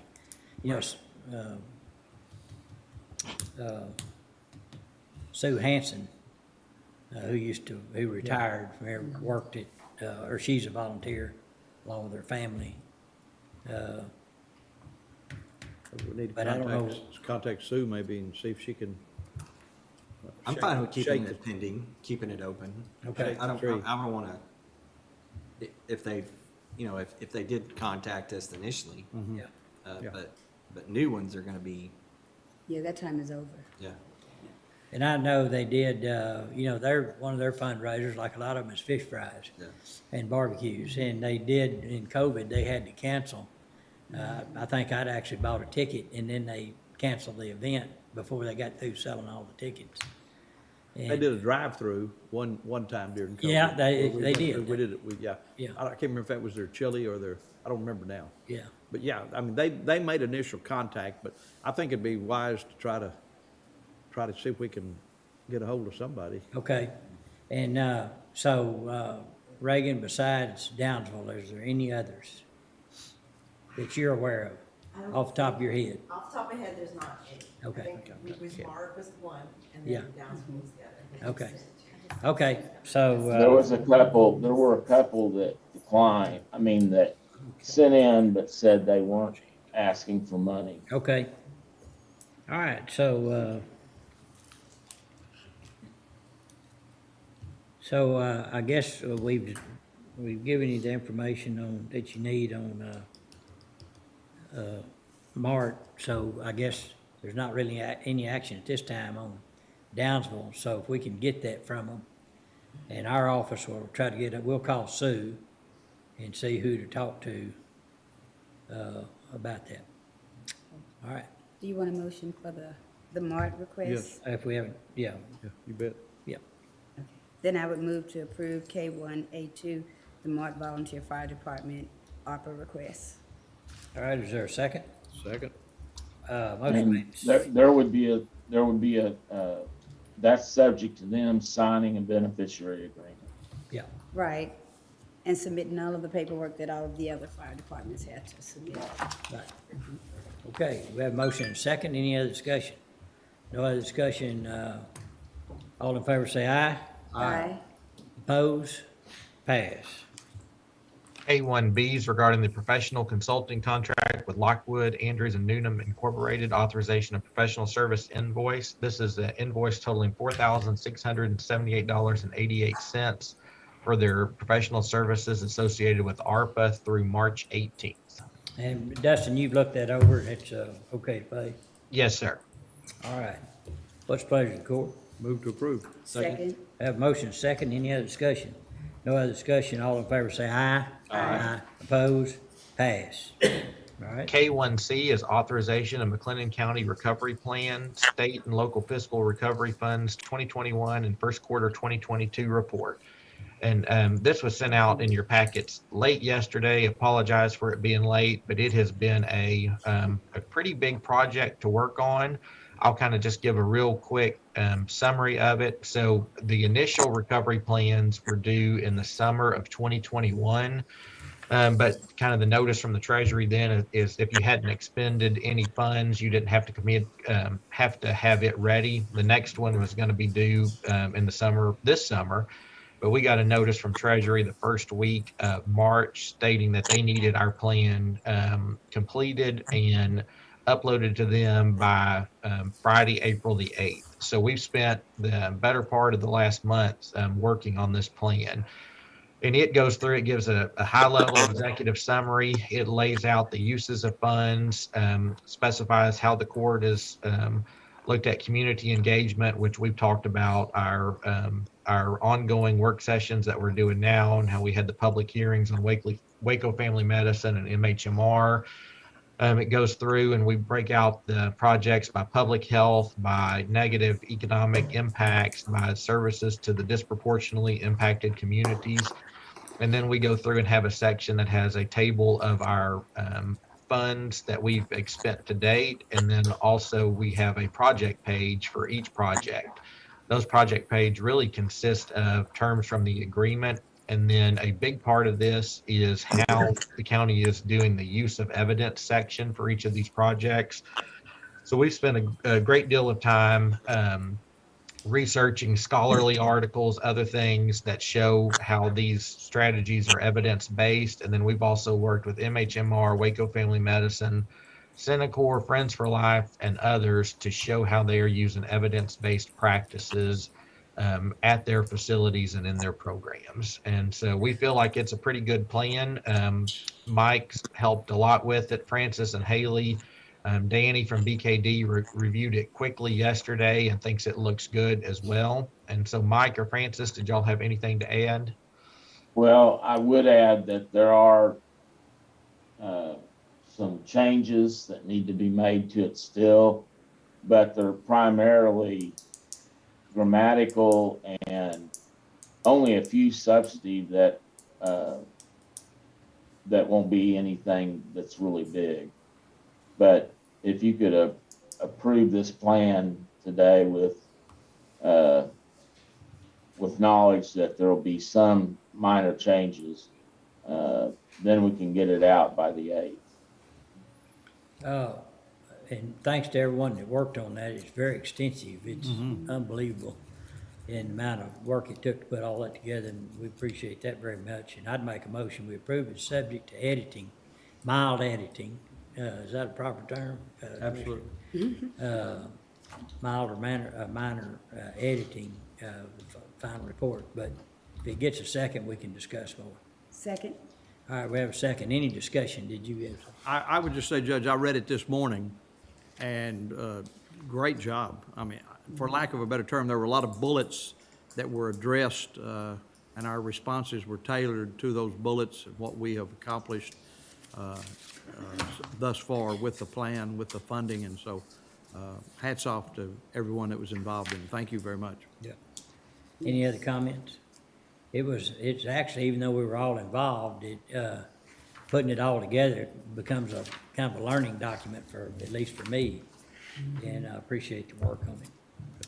All right, we have a motion second. Any other discussion? No other discussion. All in favor say aye. Aye. Oppose? Pass. And we'll just go ahead and finish out section K while we're here. K2 is regarding the bipartisan infrastructure law discussion or action on funding guidelines and opportunities. And as we've been seeing, there's more opportunities starting to become available. And Judge, really do think we need to talk about bringing in a grant consultant to help with these projects. And I know visiting with Mike and Francis yesterday, I think everyone was in agreement with that. And so we can begin looking at a process to get somebody engaged if the court's okay with that. We had a meeting, which I thought was very helpful, with Representative Sessions had sent Ryan Young, his legislative head, here with some other folks, and went over all the parts of the bill that are out there, the opportunities. And I invited City of Waco, the city manager, the mayor, and what's Ashley's position? I believe she's the chief of staff for the city manager's office. Yeah, and she spearheads a lot of the legislative work at both state and federal. And then they have at least two consultants, if not more. One is a true lobbying firm, Hance and Scarborough, very well-established firm out of DC. They're Texas-based, but and then they use Tom Ray on infrastructure, and I think some others. But and we don't have that, and I think we do pretty good trying to keep in touch, and a lot of it has to do with how helpful our senators and our representatives are, congressmen are, in helping us do that. And I think they're all going to be very helpful, but we need to really consider, and I don't have an answer to it, but we really need to consider an approach where we can take advantage of these dollars. And as you know, these dollars many times soften the tax burden for the local taxpayers. And the money's out there that the federal government, whether we agree it all ought to be done or not, if we don't use it, it goes somewhere else, and we'll still have increased income tax to cover it.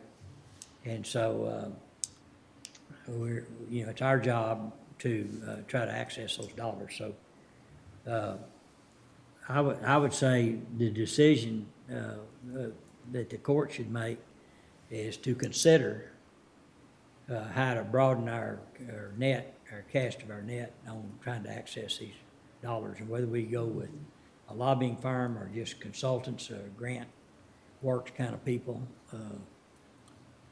Dustin? Judge, that's really the area where we need to concentrate. The lobbying can be done at your level. I don't think the lobbying firm is the answer. What the answer is we've got to be able to get stuff turned in, and we have to be working with a firm, a consulting firm, or a grant administrator that knows what they're doing about this project. And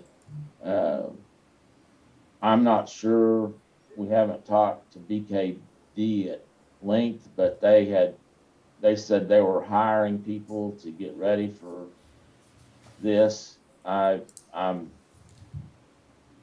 would think we would want to maybe look at GrantWorks also, because this is actually more just pure grant application type stuff. It's not as detailed as ARPA. It's more of like when you're applying for an actual grant. So. Okay.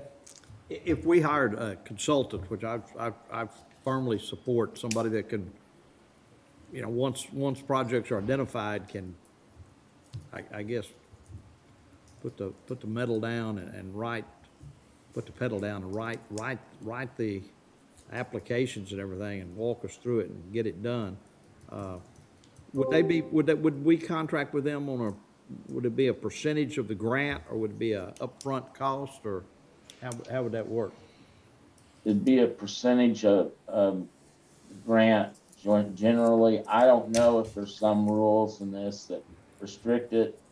And I'm not really sure, we'll have to look at it, but whether we need to do a request for qualifications or not. But we'll look at that. But yeah, there is a need to get somebody like GrantWorks or somebody like that involved. And the only reason I'm not mentioning BKD is because I don't know that they've dealt with an animal like this before, and said they're hiring people to get ready for it. But I've been seeing GrantWorks a lot on, who people were hiring for this part, for this step. Yeah, I'd support bringing us back someone to look at consultant wise. I think we've got to have somebody who could walk us through it. Proper motion might be that motion to ask staff, I guess you'd say, which would be Dustin, to look into options of utilizing firms to help access grant availability out there, something like that. Yeah. I'll make that motion if y'all can figure out what I said. I'll second whatever you said. Okay, have a motion and a second. Any other discussion? No other discussion. All in favor say aye. Aye. Oppose? Pass. All right, item K3 is regarding the Bureau of Reclamation WaterSmart Grant, short form of agreement with LEN. This is authorization of professional service invoice. This is an invoice totaling $8,753.95 for services related to the WaterSmart Grant. And Judge, I have reviewed this and it is okay to pay. Okay. All right. Any questions? If not, is there a motion to approve? So moved. Second. Have a motion and second. Any other discussion? No other discussion. All in favor say aye. Aye. Oppose? Pass. All right, moving up to item F, budget amendments. F1 to the FY22 budget. Francis? F1. Thank you, Justin. So, starting with F1A, this is a budget amendment in the general fund for the AgriLife Extension Department. They're requesting to move between line items within their budget, just to allocate funds from professional development to travel reimbursement. F1B, this is general fund, the Commissioner's Court Department. We are needing to increase the line item where we charge court sign language interpreters. And then we're requesting to increase that line by $5,000, moving from the general fund contingencies line. F1C, this is general fund for Constable Precinct 4. He is requesting to increase his professional development line by $2,500, also requesting to move from contingencies. And this is needed because he has a new employee and is needing the required training. And then F1D, this is general fund. This is for the 414th District Court. The request is to purchase a laptop. So you'll see that they're reflected in the furniture and equipment line. And then also they're requesting an increase to capital outlay for an audio-video upgrade for their courtroom. I believe this is similar to the other upgrades that have occurred during this last year. Just due to no other extra funds within that department, we're requesting to move also from contingencies in the general fund by that total there of $7,860. Okay. Questions? Any questions? If not, is there a motion to approve F1A through F1D? So moved. Second. Have a motion second. Any other discussion? No other discussion. All in favor say aye. Aye. Opposed? Pass. Thank you. Under item G, bids, RFPs, and RFQs, G1 is discussion and/or action regarding bid on roadside cleanup. Ken?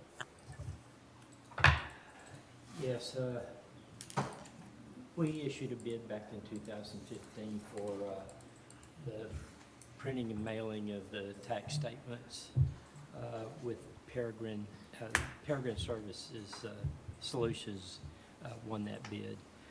This would be their sixth renewal option, and it's at the option of the Commissioner's Court. But they're literally doing this for the same amount that they charged back in 2015, which I believe is $89 per thousand tax statements. If the court is in agreement, then the term would be from July 1, 2022 through June 30th, 2023. All right, any questions? That's And Judge, that was actually G2. Oh, I'm sorry. Motion to approve the renewal. Second. All right, have a motion second. Any discussion? No discussion. All in favor say aye. Aye. Opposed? Pass. I apologize. G1, again, we have the advertisement under the consent agenda. Okay. G1, we have the advertisement under the consent agenda. We're ready to go. It's going out on Thursday. So if anyone has any questions on that, we're pretty much done. Okay. I just have one comment. Yes. Yay.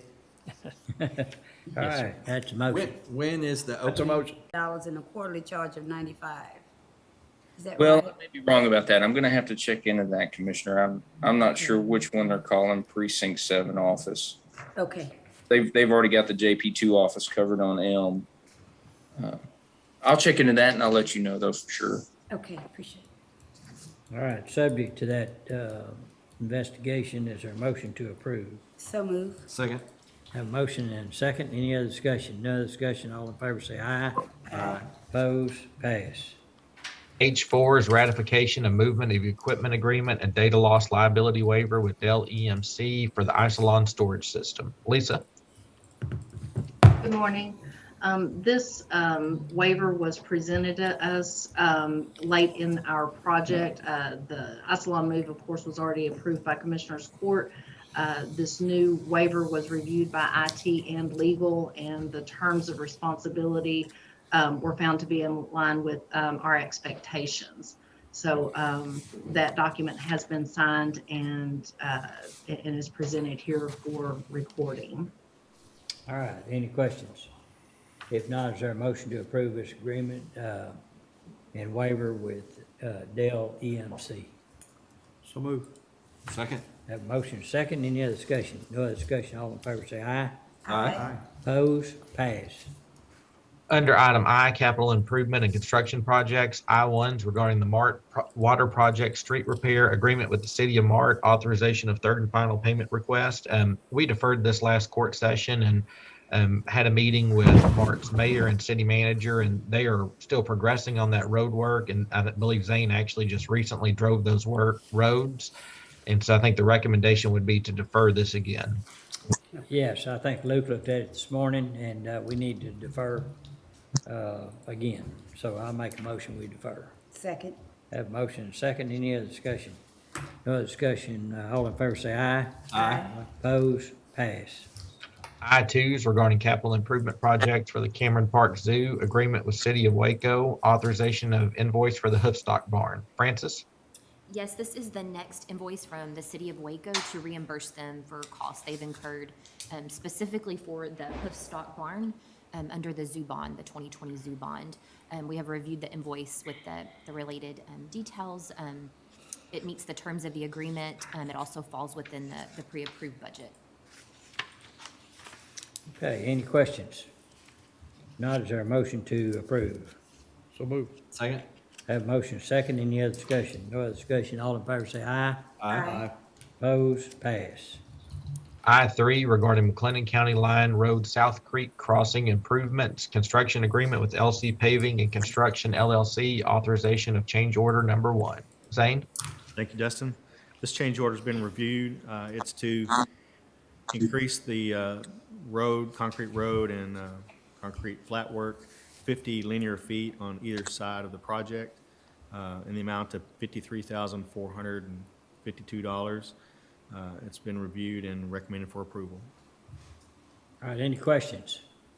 Motion to approve. All right, Second. We have a motion, we have a second, any other discussion? No other discussion, all in favor say aye. Aye. Opposed, pass. I-4 is regarding Spiegelville Road Improvement Project, agreement with Knife River Corporation South, authorization of closeout documents. Zane? Yes, sir. This is where we get to sign off on it, sign off on the project. The Spiegelville Road project has been completed. The contractor has turned in their substantial completion paperwork, the inspection reports, the affidavit that all bills have been paid, and recommend that and the warranty paperwork. So we recommend the project be accepted as completed and warranty warranty period begin. Recommended for approval. All right, any questions? How long is the warranty period? For, I believe 1 year, different items, but in general, 1 year. All right. Okay, any other questions? If not, is there a motion to approve? So move. Second. Have a motion second. Any other discussion? No other discussion, all in favor say aye. Aye. Aye. Opposed? Pass. Thank you, sir. Moving down to item L, Department Office Specific Request. L2 is County Sheriff. L2A is authorization of new cell phone requests. Ken? Yeah, I just would mention that during the budget time, the sheriff's office came to the court and requested the 13 cell phones that are on this request and was approved. But we're bringing it to the court because, again, just to point out that the phones will be at no charge to the county, but the phone cases are $29.24 per case, and the monthly service charge is $39.99 per month. So we respectfully submit this for your consideration. Any questions? What's the pleasure of the board? Move to approve. Second. Motion made and second. Any other discussion? No other discussion. All in favor say aye. Aye. Opposed? Pass. L2B is authorization of request for purchase of duty weapon upon retirement of peace officers. David Ives or Ken? Yes, I was contacted by David Ives. The 4 officers Karen Anderson, Larry Hermodka, Mike Garrett, Ricky Armstrong, all have made requests for their duty weapons. And if you'll recall, we're able to do that under Government Code Section 614.051 to allow them to purchase their duty weapons. So if the court approves, we send this for your consideration. Okay, I make a motion. You've checked out the prices, correct, Ken? Yes, As yes, usual? we have. Okay, thank you. All right, I make a motion, we approve L2B. Second. Have a motion, second, any other discussion? No other discussion, all in favor say aye. Aye. Opposed, pass. L3, juvenile detention, authorization of cell phone upgrade requests. Ken? Yes, and we received this request from Juvenile Detention Office. It's for upgrade 2 cell phones from just the regular old flip phones to smartphones. And again, the currently the data plan per month is $22.99. To upgrade to the new phone, of course, upgrades to $39.99 per month. And of course, we also get a couple of cases for those at $29.24 per case. And we submit this for the court's consideration. What's the pleasure of the court? Move to approve. Second. Have a motion, second, any other discussion? No other discussion, all in favor say aye. Aye. Opposed, pass. L4, Road and Bridge Precinct 3, authorization of cybersecurity training exemption request form. Commissioner Jones? These are 2 new hires, or relatively new hires that we are requesting the exemption from the cybersecurity training requirement that we had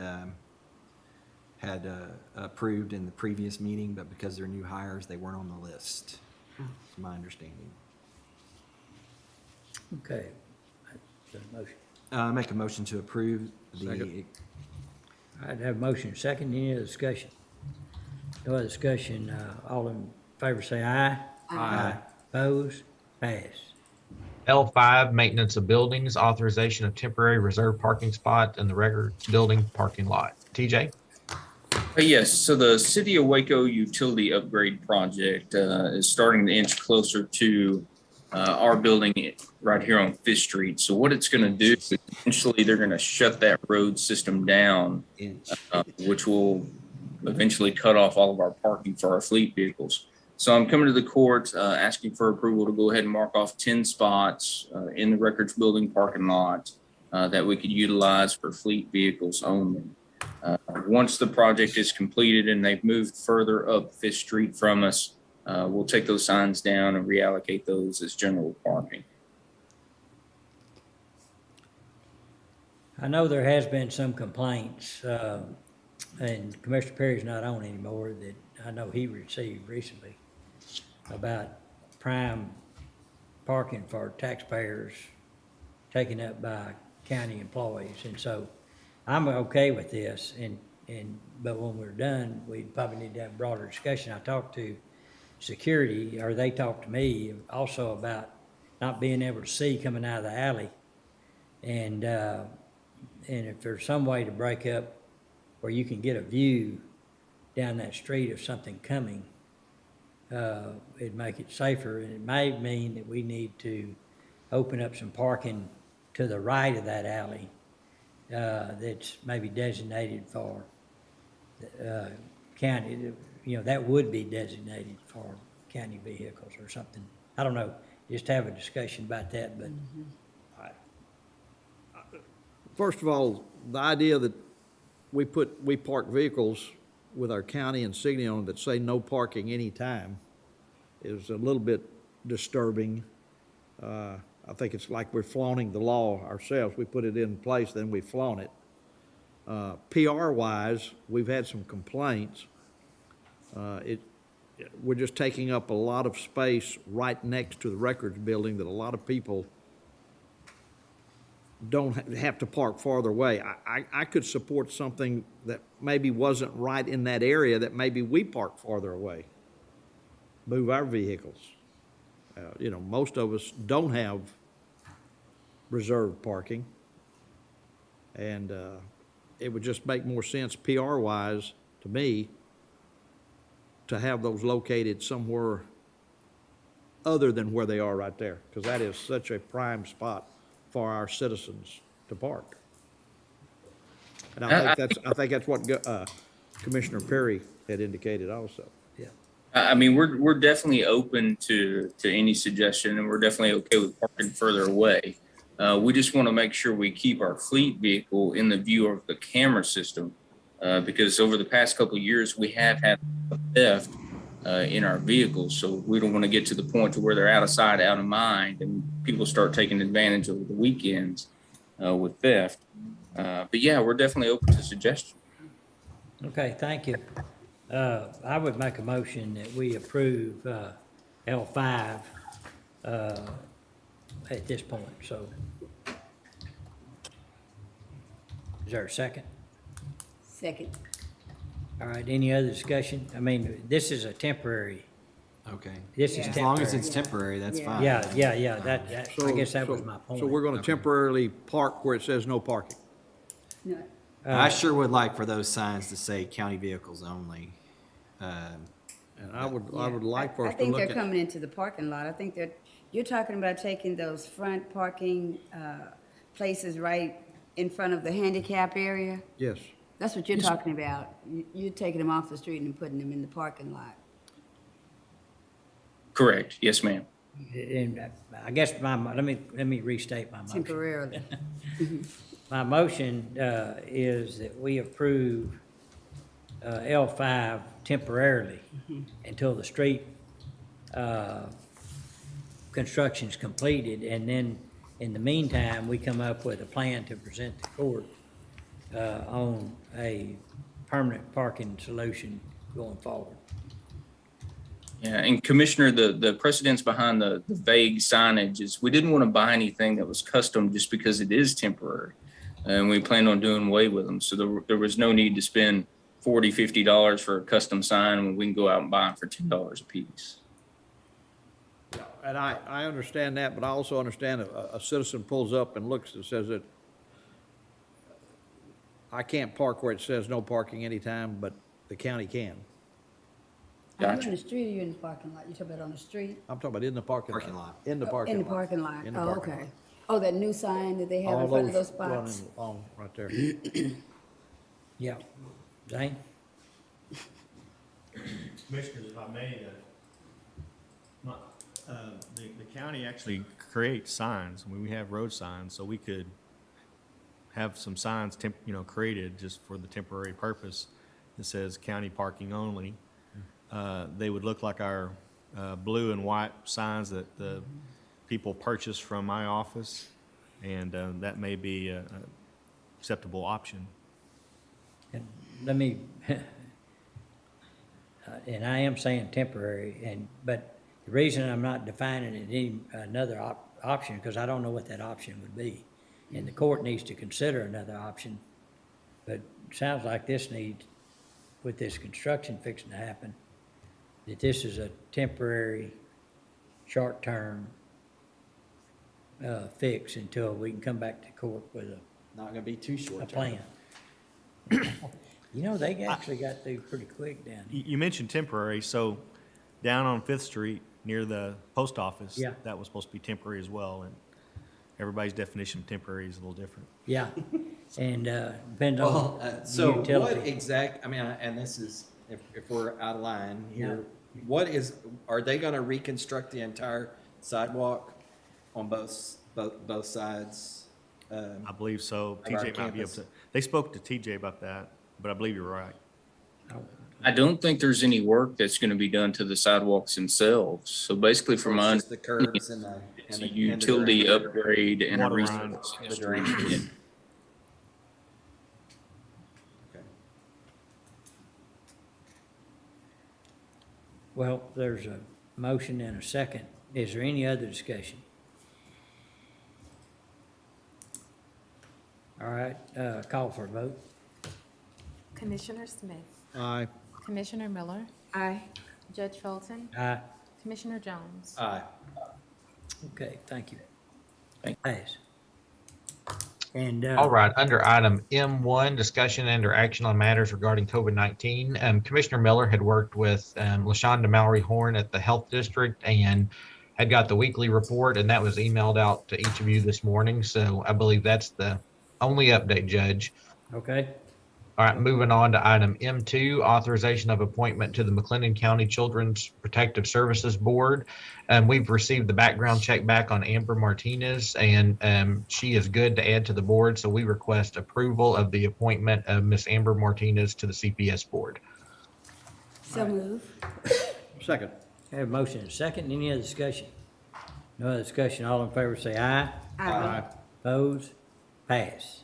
M3 is the McLennan County Group Employee Health Insurance Committee, authorization of committee member selection. Judge, did you want to give a little overview and then I can step Yeah, through? that's, you know, generally each year we look at these and decide whether any changes need to be made. Attendance is one of the issues, and I've talked to Mr. Jones about that. So some of these may address some attendance issues, but the recommendation would be Commissioner Jones stay on the committee and preside as the chair. We would replace Commissioner Ben Perry with Commissioner Jim Smith. Dustin would stay on as county administrator and serve as secretary. We would have replace Amanda Talbert with Anna and as HR director, and then Ken Bass as purchasing. Randy Riggs would be replaced by Heather Travers, health services director, and then Andy Harwell would remain on as county clerk. Non-voting members would be Rosemary Mays replaced by Francis Bartlett, the auditor who's independent and could serve in that capacity as support, but also stay within the boundaries of budget and those things. And then, of course, Randy McGraw, our insurance consultant. And I would make a motion that this group be placed in those positions. Second. There's a motion and a second. Any discussion? If I may, I just need to bring up that we need to take a look at reappointing Randy like this next month. So I'm just sharing that as we're making this. Randy McGraw. His agreement. Oh, yeah. I'm sorry. I got the Randys all mixed up. I'm sorry. I Randy's should- and Andy's and. Yes. Okay. Randy McGraw. I just Randy want McGraw, thank you. Good point. All right, we have a motion and a second. Any other discussion? No other discussion. All in favor say aye. Aye. Opposed? Pass. M4 is authorization of social media account requests for the sheriff's office and juvenile probation. Lisa? Yes, sir. So before you is a list of social media accounts presented by the sheriff's office and the juvenile probation offices. They are seeking approval from Commissioners Court to have these recognized as official McLennan County social media accounts per our policy. We will then be able to allow them access to the archive social archiving tool that just was recently approved by court in compliance with Senate Bill 944. So I've listed those items here in my memo, and we will have the departments continue being responsible for the administration of all of their content and ensuring those services are activated through that application. We will set up those administrator accounts for them and assist them as needed for that support. Okay. Any questions? Lisa, how many, once this is done, I noticed there'll be actually 2 of them, once we get them archived, they'll be disabled. So what is our total number then of officers who will actually have active Facebook accounts per the account management policy? So we have 3 offices that are currently approved, and I think there's 1 account per office. I'm not positive on that. And then I think in the sheriff's list, we will have 2 active there. 1 of them will be brought online just for the purpose of archiving and then be disabled. And the same is true for probation. Theirs will come on just for the archiving purpose and then be disabled. So that should give us 5, I believe. Yeah, And but- we've got some other departments that we're currently speaking with, so I expect to have more requests come through in the coming agendas. But the 5 counts the 2 that are going to be disabled, correct? No, sir, that will be 5 that will continue to be active. Okay, after So we okay. will have Okay. 2 disabled and 5 active. Okay. Thank you. Yes, sir. And our Facebook policy describes how those accounts can be used, or IT policy regarding Facebook, I guess. There are IT and HR policies relative to the content that is shared and represented on behalf of McLennan County. So the offices are aware of those policies. Okay. All right, any other questions? All right. What's the pleasure of the court? Motion to approve M4. Second. Have a motion second. Any other discussion? No other discussion. All in favor say aye. Aye. Oppose? Pass. Thank you. M5, selection designation of public members of the Salary Grievance Committee regarding the FY23 budget. I'd like to call on Mercedes. Yes, we need to draw some names for the salary grievance committee. Commissioner Jones will be drawing 9 regular members and 6 alternate members. And if you'll read those into the record. Sure.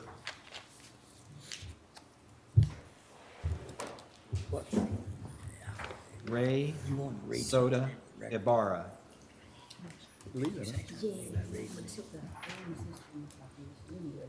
Dwayne Warnicki Jr. 3.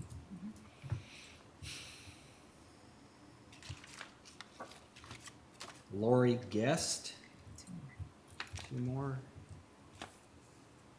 Shelley Parks.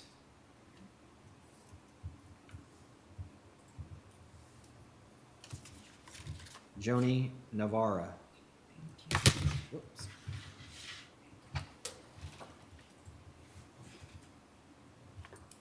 Good job. I'll let Commissioner Perry know. If somebody let Commissioner Perry know, just took away his. Yeah, I will. Fulfilled his duty. Shelley Parks. Okay, Dustin? All right, and Judge, no actions needed on that at this time, so we can move on to M6, authorization of appointments to the McLennan County Historical Commission. The commission has reached out and they're requesting to fill the vacancies created by the resignation of Dr. Watson Arnold and Mr. Robert Gamboa. They're requesting to replace those 2 spots with Mr. Bobby Horner and Mr. Daniel Norwood. In addition, there was 1 member that was dropped from the commission due to absences from monthly meetings, but they are not requesting to fill that vacancy at this time. And the commission has also voted to give Dr. Arnold emeritus status. So they're just requesting we approve those appointments. Okay, Motion to approve the appointments. Second.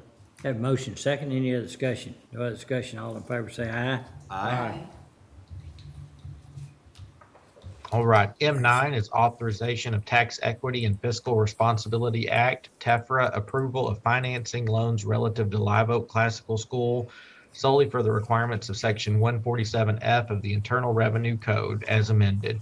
And Judge, in the court, we've done these several times before. It comes to the highest or to the chief elected executive officer of the county, which is the county judge, of course. This is financing for Live Oak to not exceed $6,500,000. There is no liability or any responsibility for the county or the county judge in this. Mark McCliney has reviewed it. Francis has as well, and we recommend that this be approved. Okay, is there any questions? If not, is there a motion to approve? So moved. Second.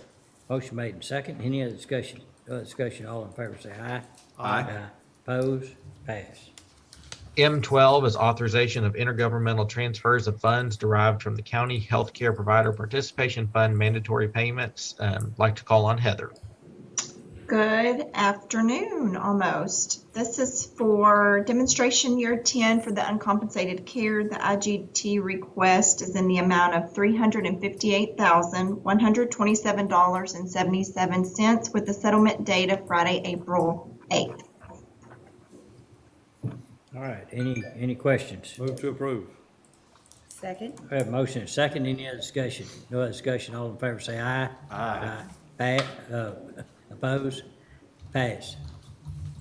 Moving down to item 04 regarding the Area B demolition project. This is at the Venue Project Professional Civil Engineering Services proposal with Walker Partners.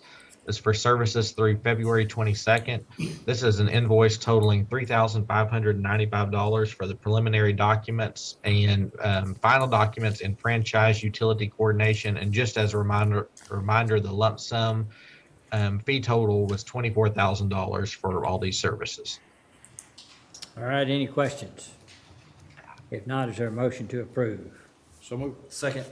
Motion and second. Any other discussion? No other discussion. All in favor say aye. Aye. Opposed? Pass. And Judge, I believe that's all the action items. Okay. All right, is there anything else to come before the court today? Not? We stand adjourned.